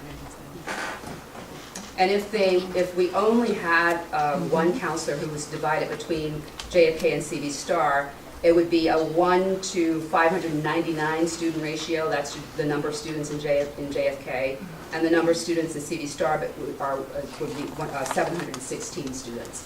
So in terms of that, being softer, creating that model that you described, we would be far, far away from that. The only other school district that's close to that number, because I did ask Putnam Northern Westchester BOCES to conduct a survey of 20, I mean, it's voluntary, so 22 districts actually responded to the survey. We have the highest student to staff ratio for elementary, 3 times higher than any other district. So having, and it would be an outlier to have the secondary level function at that level of that student to staff ratio, and then have something very different at the elementary level. And I think there's an argument, and certainly I'm not making it now, that a 1 to 599 ratio is way beyond what is happening at the secondary level. Can I ask you what? We have to motion. Oh, sorry. Yeah, so we'll take a motion, Carrie, and a second, Diane. All those, no, we don't need that, sorry. And yes, please ask questions now, go ahead. I just wanted to ask what I understand that it's mandated now that elementary, the kids in JFK and CV Star will have a plan. What does a guidance plan look like for a kindergartner or a first grader who isn't in special education or the ENL program? I mean, you know, we're talking about high school, which I think everybody has an understanding of what goes into a high school guidance with college and all of that. But what does it look like at a younger level? How intensive is it? So a comprehensive program looks at 3 different domains. You're looking at academic domain, college and careers, and social emotional. And we, I think, know a lot and have talked a lot about the social emotional health of our students and what that would look like. And we address it through a variety of programs we have for PBIS. A comprehensive program for the other domains at the kindergarten or the K2 level looks like, you know, learning how to study. It looks like talking about careers and getting students thinking about college, not in sort of broad ways or even specific ways that we would talk to a high school student about, but just like, these are things that you should be thinking about long term, and your actions have consequences. So it's sort of just those sorts of academic lessons, the study skills, the learning to be a good student, learning why attendance is important, those sorts of lessons combined with some of the college and career lessons that are appropriate for younger kids, for example, having career speakers come in, and some of this already happens at the elementary schools. And then it's sort of expanding on that. There are a few really good programs in Westchester County that do full school-wide mindfulness programs, and every student gets that training, which really sort of helps address all of those 3 different domains. One of the other areas that we actually are starting training on in a couple of weeks is the Obeis Bullying Prevention Program, with the school counselors will be really deeply involved in at the elementary level, as well as restorative practices, although Mike Hennessy is our certified restorative practice educator. He still needs to train and provide the training for not only classroom teachers, but also any other member of the clinical team, although most have been trained. That's a critical role for a school counselor at the elementary level to actually deliver, is to be able to get into the classrooms, each classroom, and help the teachers to implement these practices. These don't happen by teachers going to a workshop and coming back and doing them. It requires sustained, committed implementation that they would certainly have a central role in. And as I said, that's laid out on pages 38 to about 40 of this document that was created by the state. And they talk a lot about school climate as well, which is part of what I had mentioned a couple of weeks ago, which is a mandate on the ESSA, is there'll be required school climate surveys that are not only we'll ask students to complete, but staff members and parents. And that data is really to get at that very issue that you talked about, Ms. McCann, which is safety, the sense of belonging, the sense of feeling like you can come to school, and being able to discern what are the kinds of things that are occurring, whether it is students encountering, bullying, or students feeling whatever they're feeling, that contributes a lot to a student being able and willing to come to school and wanting to be there and participate and be in classrooms and be ready and alert to learn. So I think the state has made it very clear with regards to why this is so critical to start early, and some school districts have done so. Some do have school counselors at the elementary level. that they, had in place, and others, as I said, will be doing the very same thing that we're doing, which is to recruit those people. Some districts from the 22 that responded to the survey that BOCES created or administered for us use a number of methodologies for supervising their K-12 counseling program. Some use existing administrators, some have a K-12 K-12 director or coordinator of some sort, so there are a variety of ways, but and it also depends upon the school district. Some of the smaller school districts might be able to absorb the functions of supervising a K-12 program by an existing principal, but I can tell you our principals and assistant principals don't have another minute of time in their schedules to be able to assume this responsibility. Similar to they would also not be able to assume the responsibilities of supervising a K-12 E&L program, for example. I have a question. Did you by any chance go to the resilience screening, either of you? No. No? Okay. I know Erin Alvarez was there, Henrietta Lodge was there, I saw them. I went to the resilience film screening at the Putnam County Emergency Operations and Training Center in Carmel.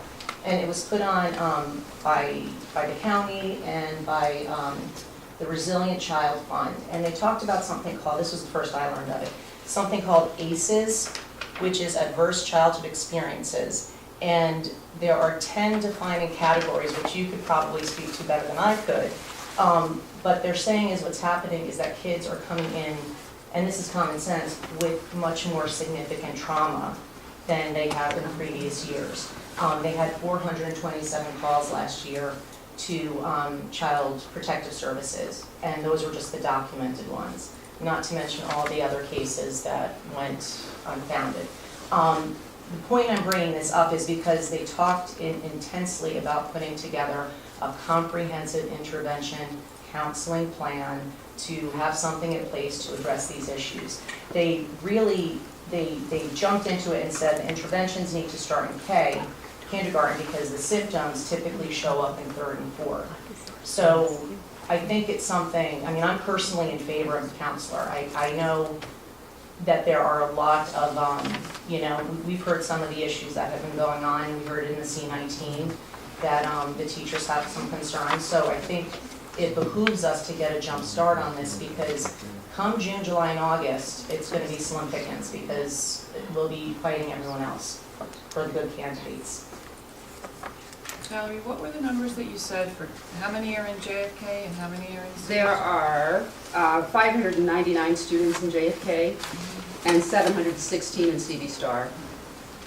Who at the high school, well, and I guess also middle school where we have existing guidance programs, are those overseen or supervised by the principals? No. Or by you? Okay. Yeah, Jess is in, Jess, it was Dick who retired, but now it's Jess who is supervising or the liaison for the counseling program at the high school, and Joanna Biaggi is the liaison for Wells. And they're both, and they also have. They have loads. Their own loads. Yeah, but yeah. They don't actually have anything less, I don't think. Okay. Nope.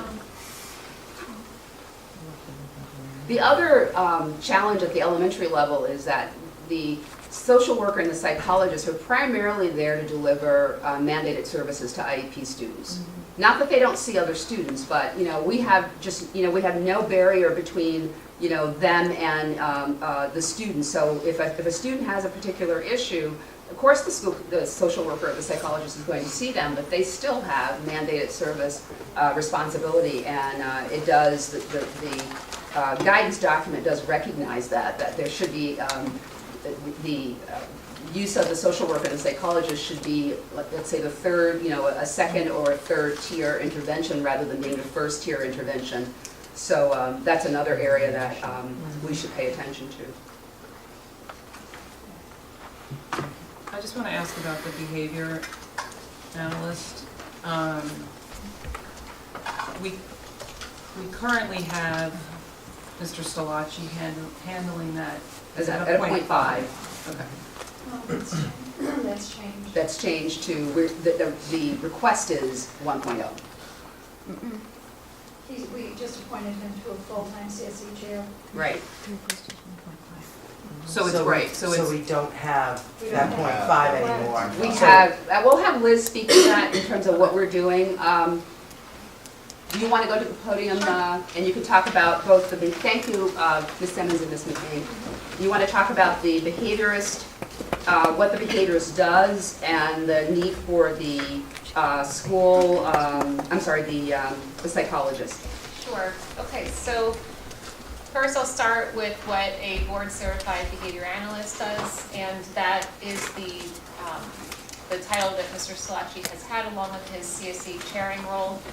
And so a BCBA, a behavior analyst, really serves in a variety of capacities, both servicing students at an individual level and also serving the school and the school community in a wider level as well. So overall, what they specialize in is supporting students with behavioral needs, developing functional behavior assessments, behavior intervention plans, assisting with progress monitoring for students, ensuring that therapeutic interventions are delivered with fidelity in the classroom, throughout the school, also helping parents of students, often students with disabilities like autism, assisting students behaviorally at home. And they support work that is done in order for us to stay in compliance with state regulations pertaining to functional behavior assessments and behavior intervention plans. They often help us a lot with students who perhaps are showing behaviors that rise above the level of what a team at a comprehensive public high school can take care of. We are trying to, as always, build our capacity within to make sure that we are providing students with the opportunity to learn in the least restrictive environment, to be able to be successful in their home schools, and to prevent students from reaching a point where they need to receive support outside of district, which is very costly to the district. The cost of a student going out of district can range anywhere, depending on what services they receive, from $25,000, which is low, to up to $150,000 if given the student's tuition to that school, plus related services and other supports that might be attached to that. So preventing students from reaching the point where they need to go out of district is definitely something that we're very invested in. First, to provide the student with all the opportunities that they have to learn and to be part of their school environment, but also because it's something that we think that we can provide within district through increasing the level of supports that we have available.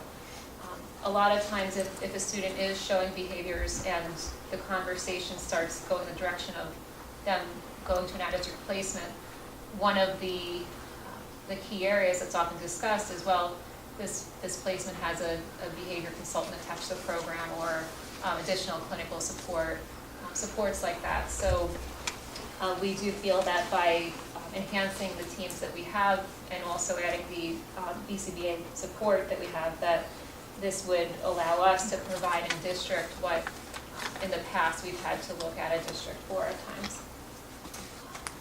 Also, the volume of referrals to the Committee on Special Education for issues related to student behavior.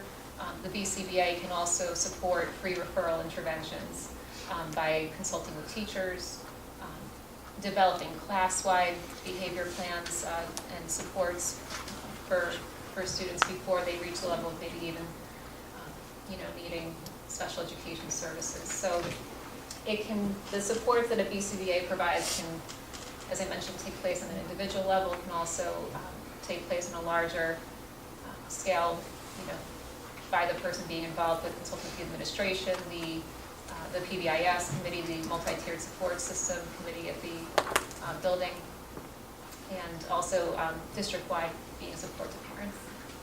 So Mr. Salachi has provided this level of support to the district, but his time was divided in half, between half of his time serving in the role of BCBA and half of his time serving as a district-wide Committee on Special Education chairperson. And now, since the vacancy that was left by Mr. LaFell, Mr. Salachi is assisting us now mostly with the CSEs, and so that then compromises the amount of time that he has for BCBA purposes. So we're just basically filling, are we backfilling that position, or, because we're not creating a new position? We're increasing the .5 that he used to have to a 1.0. Okay. It's on as a .5. That's why. Right, because the existing is, the increase would be a .5, because we already have a .5. Oh, Yeah. okay. But it will increase, you'll have a full person instead of half a person. Okay. That serves, that services the whole That serves district, the whole all district. 3,000, and available to all 3,000. Not just special ed, it's general, non-special ed.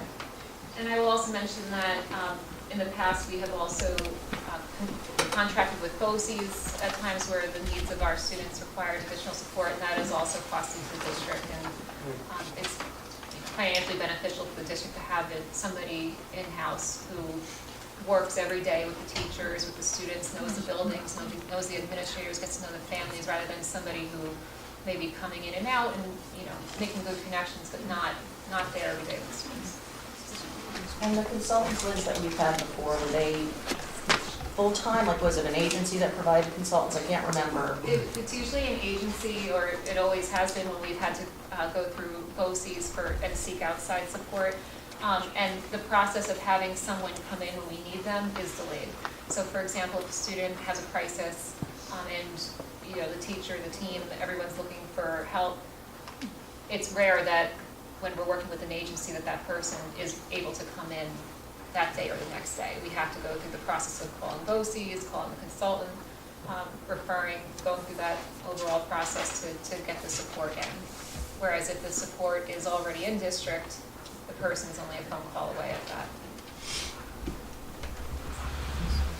I will also mention that with respect to the CSE chairing responsibilities, that those are also quite extensive here within the district. And so Mr. Slotchie has been a critical support in that area. His time will be fully subscribed moving into a 100% CSE chairing role. And so he's been absolutely excellent with his support as a BCBA, but the number of meetings and the volume that is associated with chairing CSE and 504 meetings will be all-encompassing.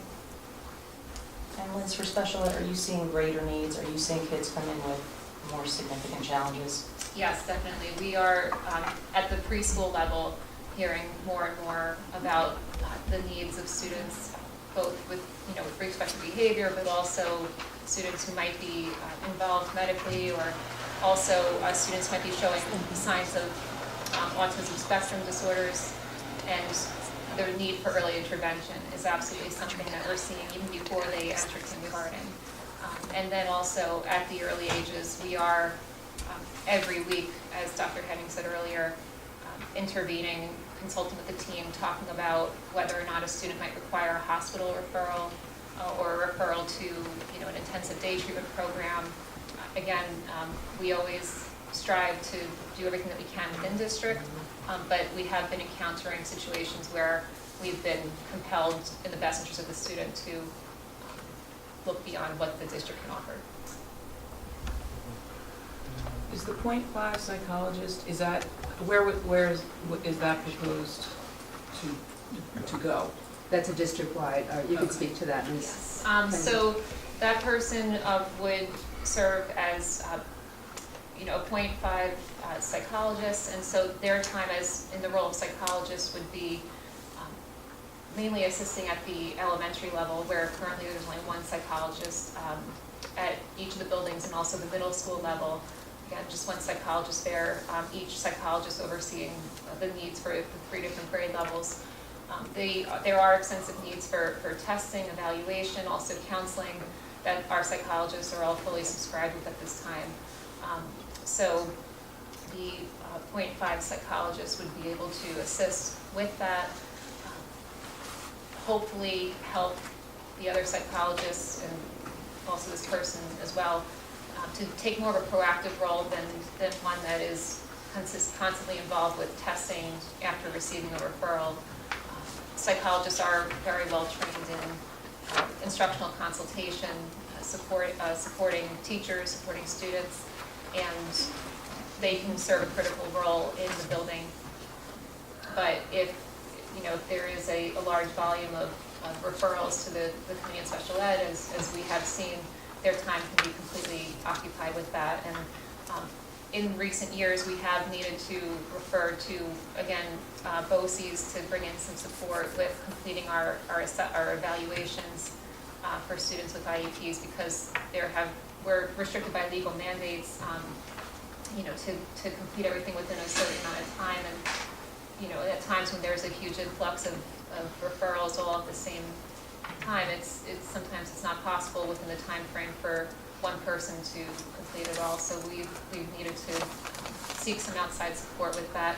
Through having this support, again, the person would be within district and could help everyone manage that responsibility. And again, the benefit of having someone who is able to make relationships, is able to connect with teachers, get to know the classrooms, the buildings, the parents, it is definitely beneficial to all, rather than going to an outside agency, even though we've had wonderful experiences working with people who have come to help us from BOCES.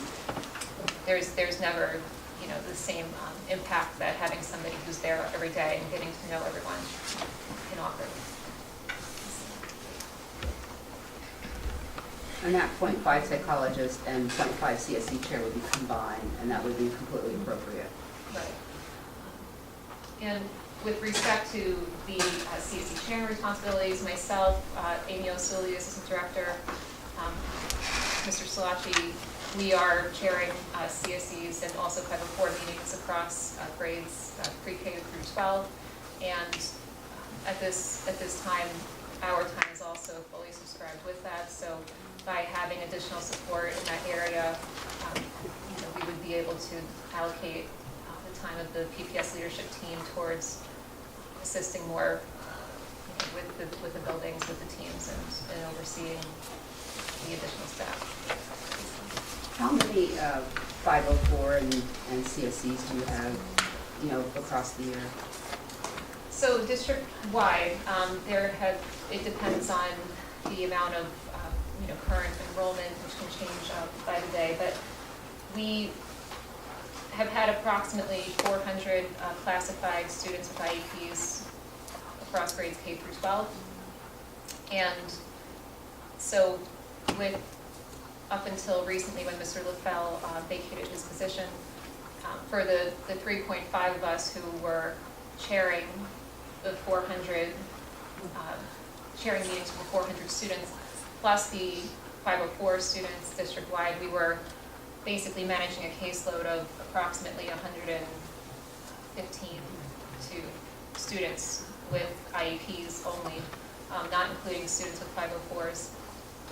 But each of us was basically responsible for a caseload of at least that many. Is that typical? It is not typical. What is the typical number? Upon researching 17 local districts and consulting with local colleagues, the average is approximately around 60 to 65 to 1. So for every CSE chair and or PPS administrator, and their caseloads aren't often exceeding more than about 65 or so. There are also districts that have numerous sub-CSE chairs, and in our district, it's us who are chairing all the meetings, both the initials and also subcommittee meetings. And this this is just speaking to the mandates with IEPs, 504, bless you, and CPSE. We also play a role in the MTSS process. Our goal is always to help give students what they need when they need it, whether or not they're classified or with the 504. So we try, to make sure that we're involved in different, various ways of supporting students. So. Liz, the 400 number, did that include 504s? No. No, so that's. Right, that's just us Totally students separate. IEPs. And do you have a ballpark number on 504s? It does change. It's probably somewhere around 60, but I mean, the district-wide, again, that can change a little bit depending. And we're in our 504 annual review season right now. We conduct 504 annual reviews in the fall, and we conduct our Committee on Special Education annual reviews between February and June. And if there were more people to share meetings, we would be able to most likely finish meetings a bit sooner, which could have some benefits for, assisting with building schedule purposes and other supports that would aid students with their transition to the next year. So the number would basically stay the same as it was with 3.5 In terms of, the CSE chairing, because you said it's you, so. Right, but at this point in time, there's only 3 of us. So there's 3, myself, so, yeah. all right, so, but it would go back to what it was last year at 3.5. Right. So there's really no, okay. plus so it would be the 3 PPS Right.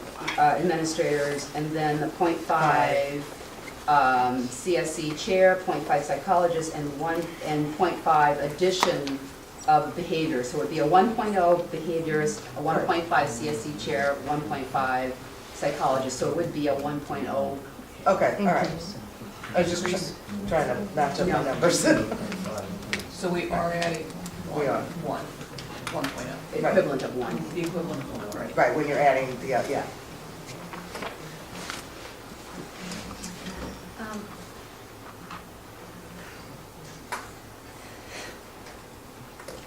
My question is,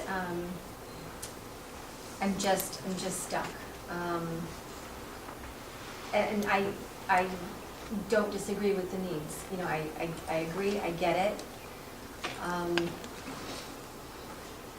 I'm just looking ahead toward, we already discussed this last time, but I don't know what our budget's gonna look like. I don't know what needs are gonna be in the district. And to fill it right now immediately, my understanding is we have to go into savings. I don't know where else we're gonna get the money from, which means we then have to automatically budget for it for next year. So, where, I know we have to do some of this. I'm wondering if perhaps maybe we don't do all of it, say, immediately, and look at additional items to start off with the 1920 school year. It would just allow us a better way to look at our financial situation come budget season. Otherwise, we're adding, a few $100,000 automatically. And just separately a question, I know that we have to look at Wells and the high school for the counseling aspect. Again, this whole thing is about mental health, but also future of each student, how they see themselves, like all these other conversations that have to happen.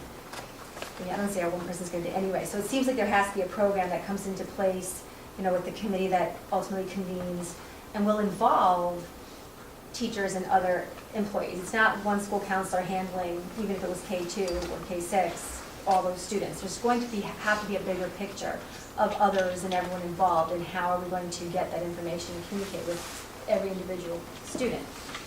So, I still see the school counselor as kind of someone who's overseeing the bigger picture of all the individual people that will be part of the work that now has to happen with this. So I still kind of see a K6 person to start. I agree, yes, it'd be wonderful to have a lot of things. And then I'm also looking at, we're not actually specifically hiring someone for, am I missing it, for Wells or the high school as a school counselor? We have secretaries in place. We haven't, that guidance, except because I know we were saying counselors and guidance, and it's making it all kind of be one. So, I don't know. I'm still trying to look at, because it's a new thing we're rolling out, I would rather us tread more cautiously, put things in place, convene the committee, we have the title, the official title of it somewhere, that has to be in place. And part of the job is to see the rollout of it, as it's described in the definition. I'm just slipping back and forth. So I feel like, until we're actually entrenched in the work and starting to do the work, I think there's a lot of questions that that still need to be answered. I don't know. But we don't, you mentioned K-6, there is no K-6 need, the sixth I mean, grade counselors K-5, I are already in apologize. place, I was so. thinking elementary. Yeah, so K-5. it would be, I mean, you either have to spend the money now or next year. I mean, it's a mandate, so we don't have a choice around the school counselor for the elementary. And as I said, the numbers, I don't know that it's realistic that having a K-5 person is going to be able to manage this volume of children. I mean, that's going to be, if we just want to do it to comply with the mandate, you can just put one person in place and call it a day. But if you want to really help children, Well, no, I I mean, think we it's do have to look referring at K-2. to a program though, Yeah. that's overseen by a certified school counselor in coordination with teaching staff and any appropriate pupil personnel service providers. So it's not that that one person is doing the work themselves, they're overseeing the collective effort by many. And we don't know how that effort's gonna even look yet. Well, the state describes some of the ways in which a counselor is used. They did provide guidelines, which is embedded, I think it's part of the footnote of that document that you're looking at. The school counselors are part of the MTSS team, so they have a direct role in helping to mitigate any, chances that children fall through the cracks. I mean, so they have a very direct role in any universal screening around both academic and social emotional needs of students. So it's pretty prescribed, and that's really, pretty much what's in place now. And I can tell you that the school counselors at the middle school and the high school play a critical role in that MTSS process and actually are responsible for why certain students are graduating, is because of their direct role in what they do to help them. Yeah, So there's no small, I mean, there's not a small deed in terms of, their value to the system. As I said, the board can decide to do it now, or you can decide to wait till next year. I mean, that is your choice with all of these. The problem is going to be there. Whether you do it this year or you do it for, 1920, you're going to have to make some decisions. I mean, the children are not becoming any less needy in terms of their social, emotional needs or mental health counseling needs. So it's a big, it is certainly a lot to bite off and chew, but we wouldn't be bringing this to you if our students were not in need. And as I said, it certainly is a fairly significant request. Yeah. I don't see how Helga Cruzet can see 1,256 kids and do it Well, if efficiently it were even her, I mean, or effectively. Well, which we is, can't talk about. more ridiculous. Oh, I'm just, because she's doing it now, K through 5. Yeah, that That's was why I say her. the basis of this survey too, that it looked at our current allocation. Yeah, I haven't had a chance to go through all that yet. I just think if we wait, we are gonna run the risk of, whoever's left. Well, but all of this is not We can go through mandated. item by And item. all of it is, there's gotta be priority in everything that we do. I'm sorry, Kara, go ahead. No, so that, it's not just what we've just talked about. There's also the assistant athletic director and the director of STEM, which I actually, Valerie, could you give a little Sure. info on that? Absolutely. Kathy and I had an opportunity to talk to have a conversation this afternoon. So we have had numerous comments about our science program. I mean, it's no mystery that we have some opportunities to improve our science program, certainly at the high school, but also to create a coherent STEM curriculum across K-12, and we don't currently have that. So we have, at this point, the math department in one lane, technology is in another lane, engineering, which is only one person at this point at the high school, and our science in a separate lane. So everyone is in a different silo, and that's not how STEM operates. So we have no way of integrating and connecting to actually, have a coherent, curriculum or plan. So we need, if that's the district's wish that we do that, this is an opportunity to do it on top of needing to make sure that we get away from, some of the criticisms that we, have legitimately earned with regards to our science program. So the person involved, and then actually the appointment of a K-12 STEM director is, not a new concept. This has probably been in place for maybe at least a decade in certain districts that have, jumped on board and were able to do this. So we feel that it's also an administrator, so this person would be a part of the AAB unit because they do need to make decisions. They would need to be able to put things into place without worrying about, which of the principals, they have to report to. So this would be one person that the director would be reporting to. And as I said, the data is pretty clear. We saw the data. We saw the data that Ms. Gosh assembled and that, Ms. Gosh and Ms. Hoyler reviewed. And are those results that we want to maintain? I mean, that's the question I think that's on the table with regards to why this person is so critical. So is it, I get that it's to sort of get a cohesive STEM program in place? And to improve outcomes and curriculum and assessment. That's what I was going to ask, like curriculum and expectations of the teachers in those departments, and that's all a part of what the role would be. And this person would be available, which is why, we can't, having what we thought we would try to do this year would be to have one person trying to do something one period is totally unrealistic and, not productive. The director has to be able to work with teachers. We have to have ways for that person to be available to educators and not having, if that person doesn't have time in their schedule, they can't do that. So that person would assume a great deal of the professional learning responsibilities in terms of working with the various content areas that's covered under science, but as I said, connecting the lanes across technology, engineering, mathematics, and science. Do we currently have, I think I know the answer, just to ask it, this way, as far as, I know we have liaisons for different things in the district. What is it looking like for us with the science and the math? Does that exist in terms of, I'm thinking cross-building, that doesn't. A liaison? Yeah. Well, they teach full-time, so they don't have any release time to do anything.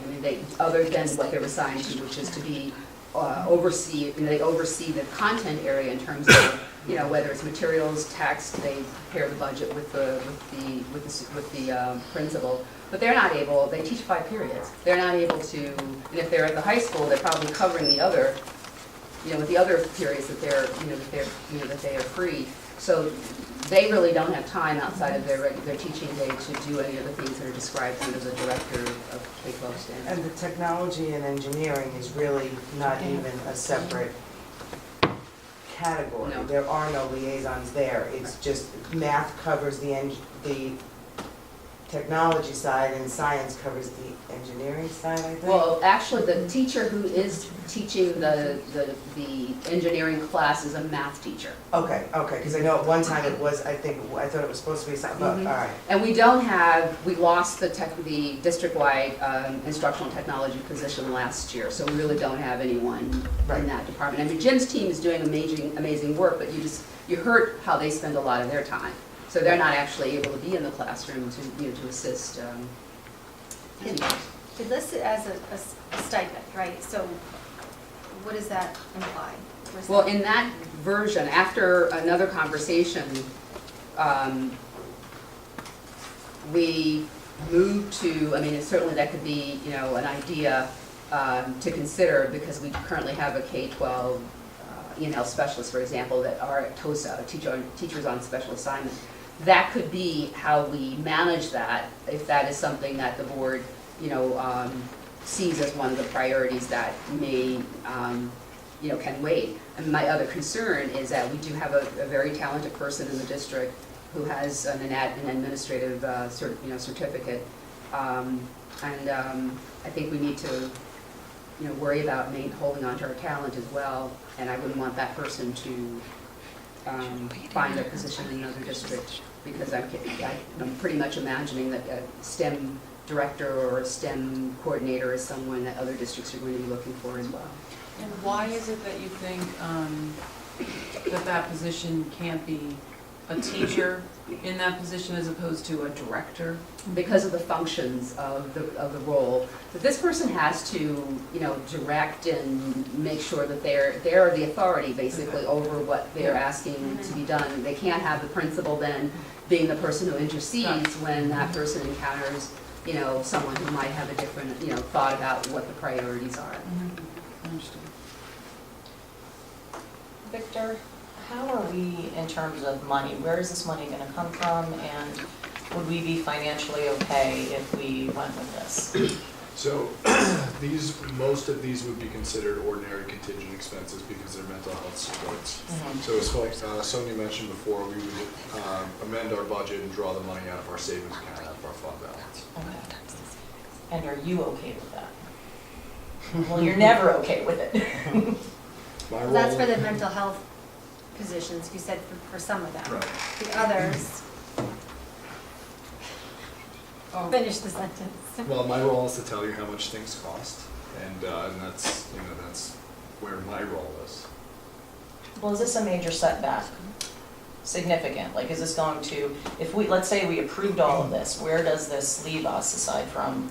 I would say from the budget news that we've gotten over the past few weeks, I'm definitely encouraged at the prospects of the 2019-20 budget because the ERS contribution rates have gone down. The TRS contribution rates have gone down. And the tax cap, the consumer price index is trending above 2%. So I'm encouraged by those signs today, but I have no idea what state aid brings. You know, there are so many unknowns. You know, it's very difficult for me to say, but based on what I do know today, I'm encouraged by the indicators that we've gotten to date. Thank you for that sort of answer. Can these, I just have I don't know if there's still questions on this. I was gonna say sort of moving forward. I mean, I was gonna say what my thoughts are on it. Personally, I would like to be more conservative for this school year.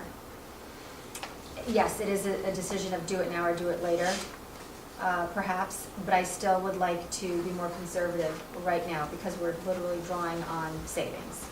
And as we work through fine tuning the different things, you know, we can be more clear come, you know, middle of budget season, and where we are with the direction of different things. And I do like the stipend idea. I'm leery of adding, I agree with you. I love that people want to work here and continue to work here and stay here and be committed to our district. I have to balance that out also though with costs and, you know, administrators and a lot of other things as well, unfortunately. So I think if there was a way that we could do a stipend position for, you know, an assistant to dean and an assistant, or not an assistant, but, you know, maybe not it being called a director, or I'm not sure, you know, how would you have a stipend, or could you title that with a stipend? I do think that there needs to be, definitely, it's been brought up, like you said, at C19, it's been brought up, we know it ourselves, over much, you know, time regarding our science program. I mean, technology, math, all of it is just exploding. And we really, you know, when we see what other schools do, we're just still playing catch up. So there's a lot of need there. I just think that I'd like to be more conservative in our approach. So I would prefer. So, well, if we stipend the position, I'm just kind of, I guess I'm trying to figure out, what are we attaching the stipend to? Or what are we changing? We would need to offer a stipend for someone to fill the need that's there, you know, for the, within athletics and within the STEM. Well, because usually a stipend, and I'm just going to use this to make numbers easy, well, you know, I'm the liaison of whatever XYZ department, and I get an extra $2,500, and I'm just using that number because you know. So who, does this stipend for the director or the assistant director, whichever position you're talking about, gets attached onto what position? Do you understand what I'm saying? Right, so it could be, I mean, so you mentioned we have a teacher who also has an administrative, couldn't we do part teaching, part stipend for the administrative piece in, like you said, special assignment or something like that? It's a lot of hires, it's a lot of money, and, I don't know. Can we, remember how we approached this last year? We went line by line and kind of did a straw poll in terms of what we agreed with, what we didn't agree with. Do we want to start breaking it down and maybe saying, There's 6 items, we could do that. do we maybe want to look that way, and that way we have an idea of what's a definite yes and what we can maybe wait on, or I mean, I'm fine with revise? doing that. What I was thinking in my head is, it's a lot of information, and I definitely have a better understanding of it after tonight's meeting, but can these things either, I don't know whether these things can be broken out We can separate out. and vote on them separately. We can do And, that. and I don't know if everyone is ready tonight to vote on it. I feel like it's a lot of information, and it's all been very helpful and good, but I kind of feel like I have to sit and think about it. We can do that I as don't well. want to put it off, but I mean, I'm sitting here thinking, this is a lot of information, I want to think about it. That's how I make decisions, I don't want to, When is our next meeting? Is it in 2 weeks? is it not in? The end of this November month. 27th. 27th. So it's the same. We can table this to the 27th. I don't know what, I don't know. I I mean, don't know if everyone else would feels that way. probably prefer to, because from when this all started, more questions have been developed. And, we've heard different sides of it, and tonight definitely went a long way to explaining what's added, what's not. I don't know, I mean, I would feel better with either tabling it, because I really don't want to make a decision that I think if I had a little bit more time to mull it over and just compare, I hate to say no to something rashly and that blows up. Because I'm concerned, because we are talking about kids here and what's best for our kids. And that is my concern with worrying too much about. Right, I mean, I don't know that anybody sitting at the table thinks there's not a need for these things. I mean, but it's just, we have to make sure that it's responsible to do it, and how is the responsible way to do it? Right. And that's, so I'm not suggesting that we have another, however long this conversation has gone on next meeting, but, bring it up again and see where we're at, and perhaps have these either separated or coupled more consistent, Well, I would prefer the counselors and. Special ed. Special ed. I would, because it's an odd, I know where they all fit in, but I just don't like. right, I mean, like the STEM The director STEM and is. the athletics thing, I don't is sort like of in outside. with everything else. But Yeah, that's those where I'm are- sitting. Those are the only two, I'll be honest with you. For me, right now, low priority. I mean, And not to make light of either one of them, but right. again, Okay, so then I would need a motion, and that would be then to table this particular action item for the next board meeting, just to provide a little more time to review everything, and then separate them out and just, and then address it at the next meeting. And be prepared to vote for the next meeting. So I don't think, we shouldn't put it, we No, shouldn't. Yep. No, Okay, I need a, Can we, or will you fill Danny and Eric in on the conversation and all the details, so I they can. can watch have, the video. yeah. that's true, they can Yeah. watch the video.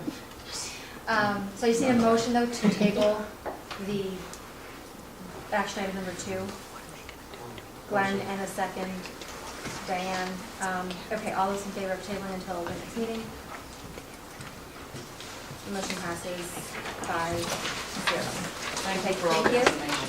It is a lot, and here's the thing, I mean, I know it was lengthy, but we're talking about, it's kind of like, I don't want to compare it to Common Core, it's a whole completely different animal, but it's a school-wide program that we're being asked to implement and support financially. And we all agree these needs exist, but we want to make sure that we just are very thoughtful, in how we approach it. Okay, so thank you for that. Okay, so next action item, approval of authorization to close bank account and open bank account at New York Cooperative Liquid Asset Security System, NY class for the same purpose. Currently, NY class interest rates are higher than most checking savings accounts. Yeah, that's a mouthful, very, Victor, it says bank account, that's you. very self-explanatory. We will get a better rate at New York class as opposed to the current that is operating. Okay, so that's good. Thank you. A motion and a second, please. Kristen and Carrie, thank you. Any questions or comments on this? All those in favor? The motion passes 5-0. The approval of contract pursuant to competitive bid, tire recapping and reconditioning, transportation. Yes, this is an annual expenditure, which is usually less than $20,000. It's actually not required that we solicit bids, but we do anyway for the service, and we're recommending the contract be awarded. Okay, thank you. I need a motion, please. Glenn, and a second. Kristen, thank you. Any questions or comments on this? All right, seeing none, all those in favor? Motion passes 5-0. Approval of instructional services contract for Bedford Central School District. Yes, this is a contract for one of our special needs students to be placed out of district. Contract's been reviewed by our attorneys and it's being recommended for approval by this committee. Okay, thank you. I need a motion, please. Diane, and a second. Kristen, questions or comments? Seeing none, all those in favor? Motion passes 5-0. Thank you. Approval of agreement between the Brewster Central School District and the Brewster Teachers Association to establish stipends for 3 new co-curriculars, leadership, robotics, and mental health alliance, and to increase the stipend for the junior class advisor. Yes, this is for leadership at Wells, robotics and mental health at the high school, and the increase in the stipend is due to increased responsibilities for the junior class advisor. Okay, I need a motion, please. Carrie, and a second. Kristen, questions or comments? Seeing none, all those in favor? Motion passes 5-0. Approval of overnight trips, wrestling trip to Eastern States Classic at Sullivan Community College. How do I say that? Loch Sheldrake, New York, January 11th to 12th, 2019. To the senior class trip to Peru, South America, February 15th through 23rd, 2019. So this action item puts forward 2 very different trips. The first is for 3 varsity wrestling students to go to Sullivan Community College for a competition. Second is Mr. Schmitz and Mr. McCarthy's sequel to Iceland. This is a proposed trip to Peru. So we're asking for your approval to take 35 to 40 students this February break on a once-in-a-lifetime experience. They have met our extensive vetting process, and we put them forward for your approval. Thank you. Can I have a motion, please? Diane, a second. Glenn, questions or comments? We had a very successful Iceland trip, so thank you. Fantastic, thank you. Yeah, good time. The district is in no way liable for this trip, is that correct? Or do you know what I'm saying? Is it through like a tour company that this is being done? Yes, okay. Same as Iceland. It's the same tour company. Perfect, thank you. Nope, not yet. Any other comments, questions? Thank you. All those in favor? Motion passes 5-0. Approval of policies, second read, 5313 penalties, 5450 supervision of students, 5500 student records, elimination of policy 5311.6 sexual harassment of students. Yes, thank you. So these policies have been reviewed by our committee, vetted by legal counsel, and it's been forward for your review. Need a motion, please? Carrie, and second, Kristen, thank you. Questions or comments? Question, the one that's being eliminated, you've replaced it with something else. Been absorbed into their policies. Yep. That's it. All those in favor? Motion passes 5-0. And move on to our consent agenda. I need a motion, please. Glenn, and a second, Kristen. Any questions or comments? Seeing none, all those in favor? Motion passes 5-0. Remarks, board remarks, committee updates. Trying to think of- We went to the convention. Convention. You already forgot. Was that between this Some meeting and last while meeting? ago. It was, we had the convention, we had C-19. Would you like me to tell you about the law day? After 3 hours? No, but we did go attend the convention, Diane, Sonia and I. And I did attend the school law day, which is basically 8 hours of different topics on various school law. And, I will say that one of the presentations was on the, sort of students' First Amendment rights in school, and they had a student from a district student and the superintendent from the district in Long Island, which I don't remember which one. And they discussed what they did after the school shooting in Florida, similar to what our students here wanted to do and did do. And it was nearly identical in all respects to how it was, what the students did in terms of their, remembrance of the kids, and the school did in terms of, having the students coming to the school, working with the students, as opposed to having them go off sort of in a protest, as opposed to a,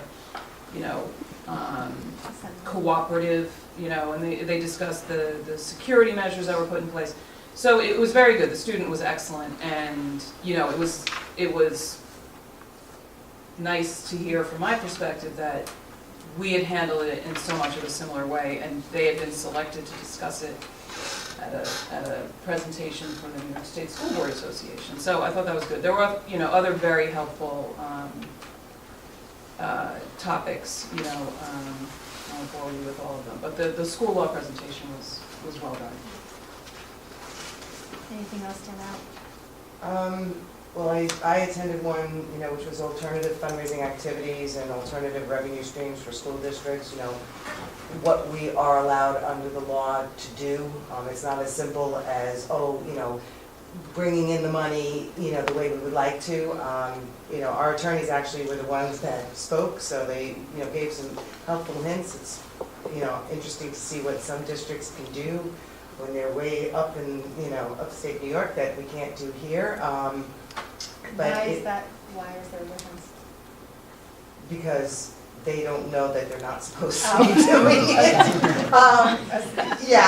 That's the moral of it, and you really have to be very careful in how you generate revenue as a public school district. So it was interesting to hear what some schools do and what you now find out you're not supposed to do. It was, again, like Carrie was saying, what was nice to see is that we really are, our policies and the way our clubs are run, like our Boosters Club, are the way it's supposed to. So legally, we won't get into any trouble. I also was in at the Commissioner Ilya, I always mispronounce that name.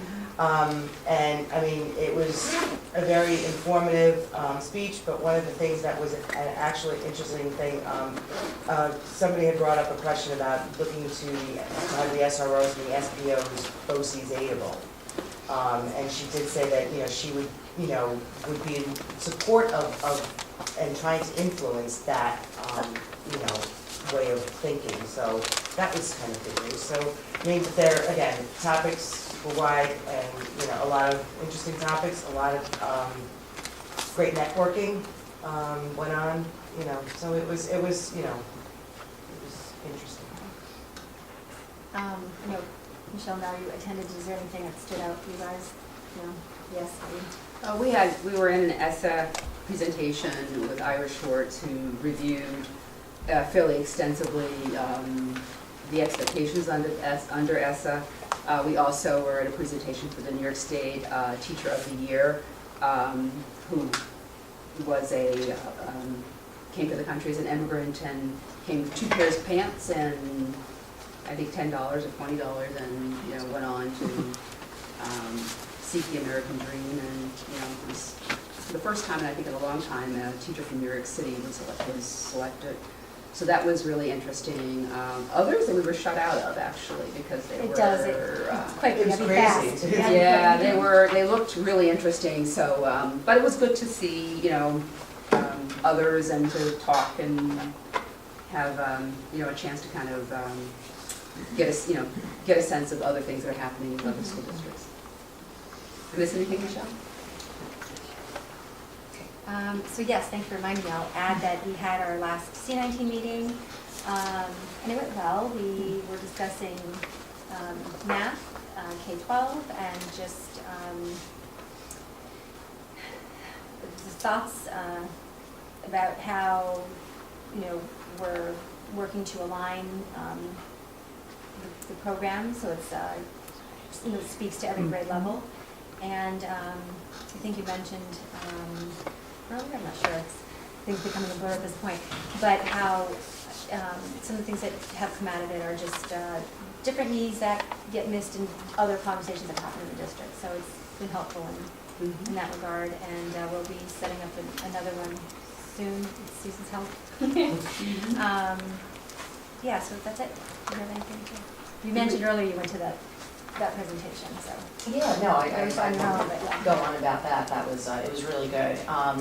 There was a code of conduct meeting a couple of weeks ago, and we're just talking about looking at our current code of conduct and maybe following, is it Syracuse? Yes.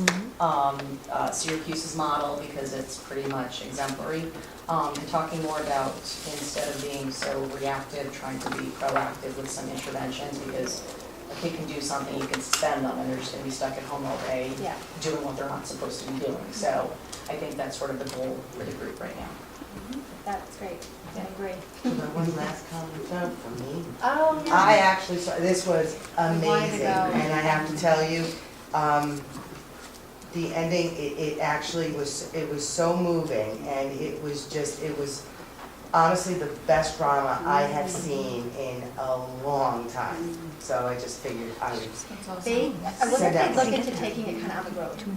You know what, to be honest with you, Great idea. the concept was that good. I mean, and I went on opening night, which is usually, you know, it has its little kinks and whatever, but you still, it was amazing. It really was. So I just had to give my plug.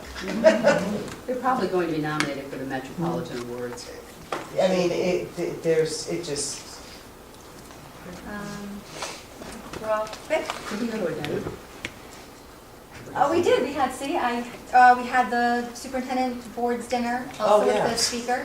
But, yes, I'm sorry. You can speak to his history. He's been around in education forever. PBS and wherever else. NPR, he's been an educational commentator for many years, so he kind of took us through a history of evolution of education and what to focus on around students. Yeah, and he talked a lot about, which was kind of interesting for me, things that we were already doing, you know, so it was good to hear that from his history and watching just, you know, things repeat. But I kind of felt good about us and, you know, where we're headed and the things we're doing in our district, and of course there was room for improvement, but that was a great dinner also, so that was, thank you for bringing that. Okay, so now we move on to any public remarks. Someone left, please come. Thank you for hanging out. I have one thing just to say. I'm exhausted myself. It's been a very long day. I just wanted to just say a few things. I don't think it was really well articulated, the role of a school elementary counselor. I work in Somers, and I work with two of them, and they are phenomenal. They would be a wonderful asset to the district. They don't do planning for where you want to go, what you want to do for kindergartner. They work on anxiety, coping strategies. They work with children that have divorced families, banana splits.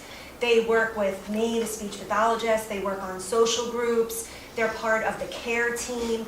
They really are a vital part. And I know it was brought up about saying kids come in with tragedies. They just have so much stress right now. And if you deal with it at a younger age, it will hopefully go up and we'll have less of it, and they have strategies to do it. And I really think it's a wonderful program. The issue that I had concerns with was the extra 0.5 with the money that you have to spend on all these other areas. it's an area to look at. But as far as the school, elementary school counselor, I think the district would be so lucky if we had that. And I just wish it was articulated better. I know that there were questions. Please, I emailed the board. I gave you the name of our guidance counselor, school elementary counselor, Alexandra Todegroff, our building principal. Reach out, see what other districts are doing. It is a wonderful, wonderful asset, and I think that our children will benefit from it, and also it will trickle into the psychologists and the social workers, and it will help tremendously. So when you think about it next year, really put that into play. And I know finances has an issue with it, but you know, it really is something moving towards the future that would, if you get the right person, it will truly make a difference. Thank you. I'm just exhausted right now. Steve.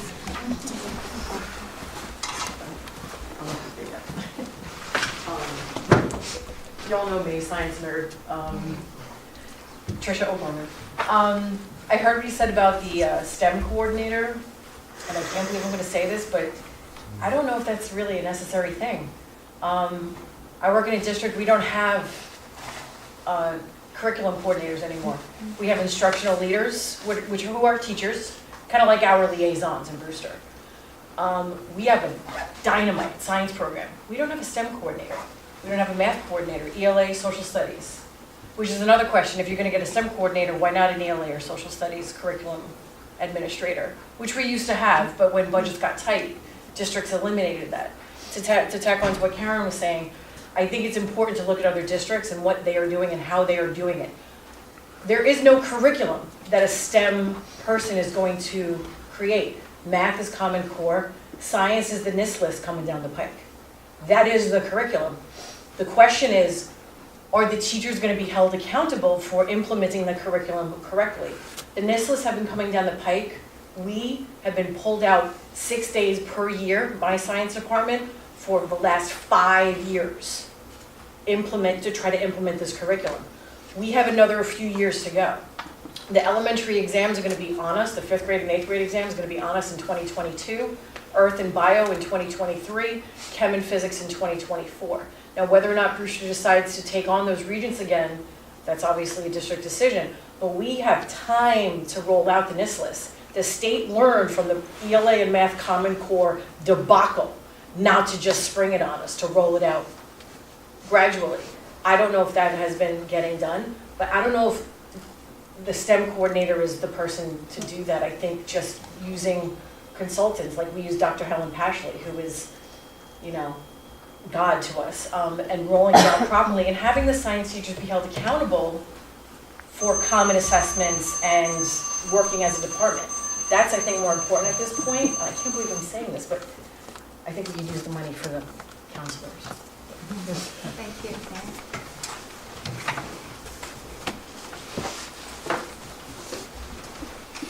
I'm Connie, everybody knows me, but as far as the mental health counselor at the elementary level, I think is amazing, it's a wonderful idea.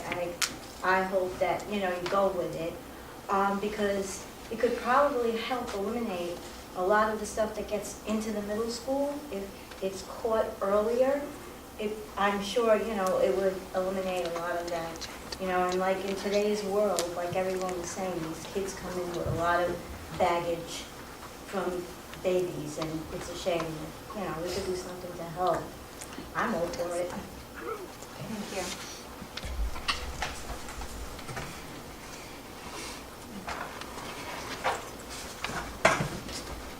Hi, my name is Cynthia Fox. I am an elementary school teacher in the Newbury District in North Salem, and I just wanted to piggyback on what everybody else is saying about mental health. A mental health counselor or a school counselor in K2 looks very different than a school counselor in K3, very different from a counselor in the middle school or high school. So one thing that they might do is emotional regulation skills, which they could also work with teachers to help them in the classroom and support them. So programs like Calm Classroom, Incredible Flexible U, are ways that they can help support the teachers. So just thinking about other things like teaching them, how to regulate their own emotions, identify their emotions, kindness, how to help in social situations, are different ways in elementary school. It is very different than the high school. So, Thank you.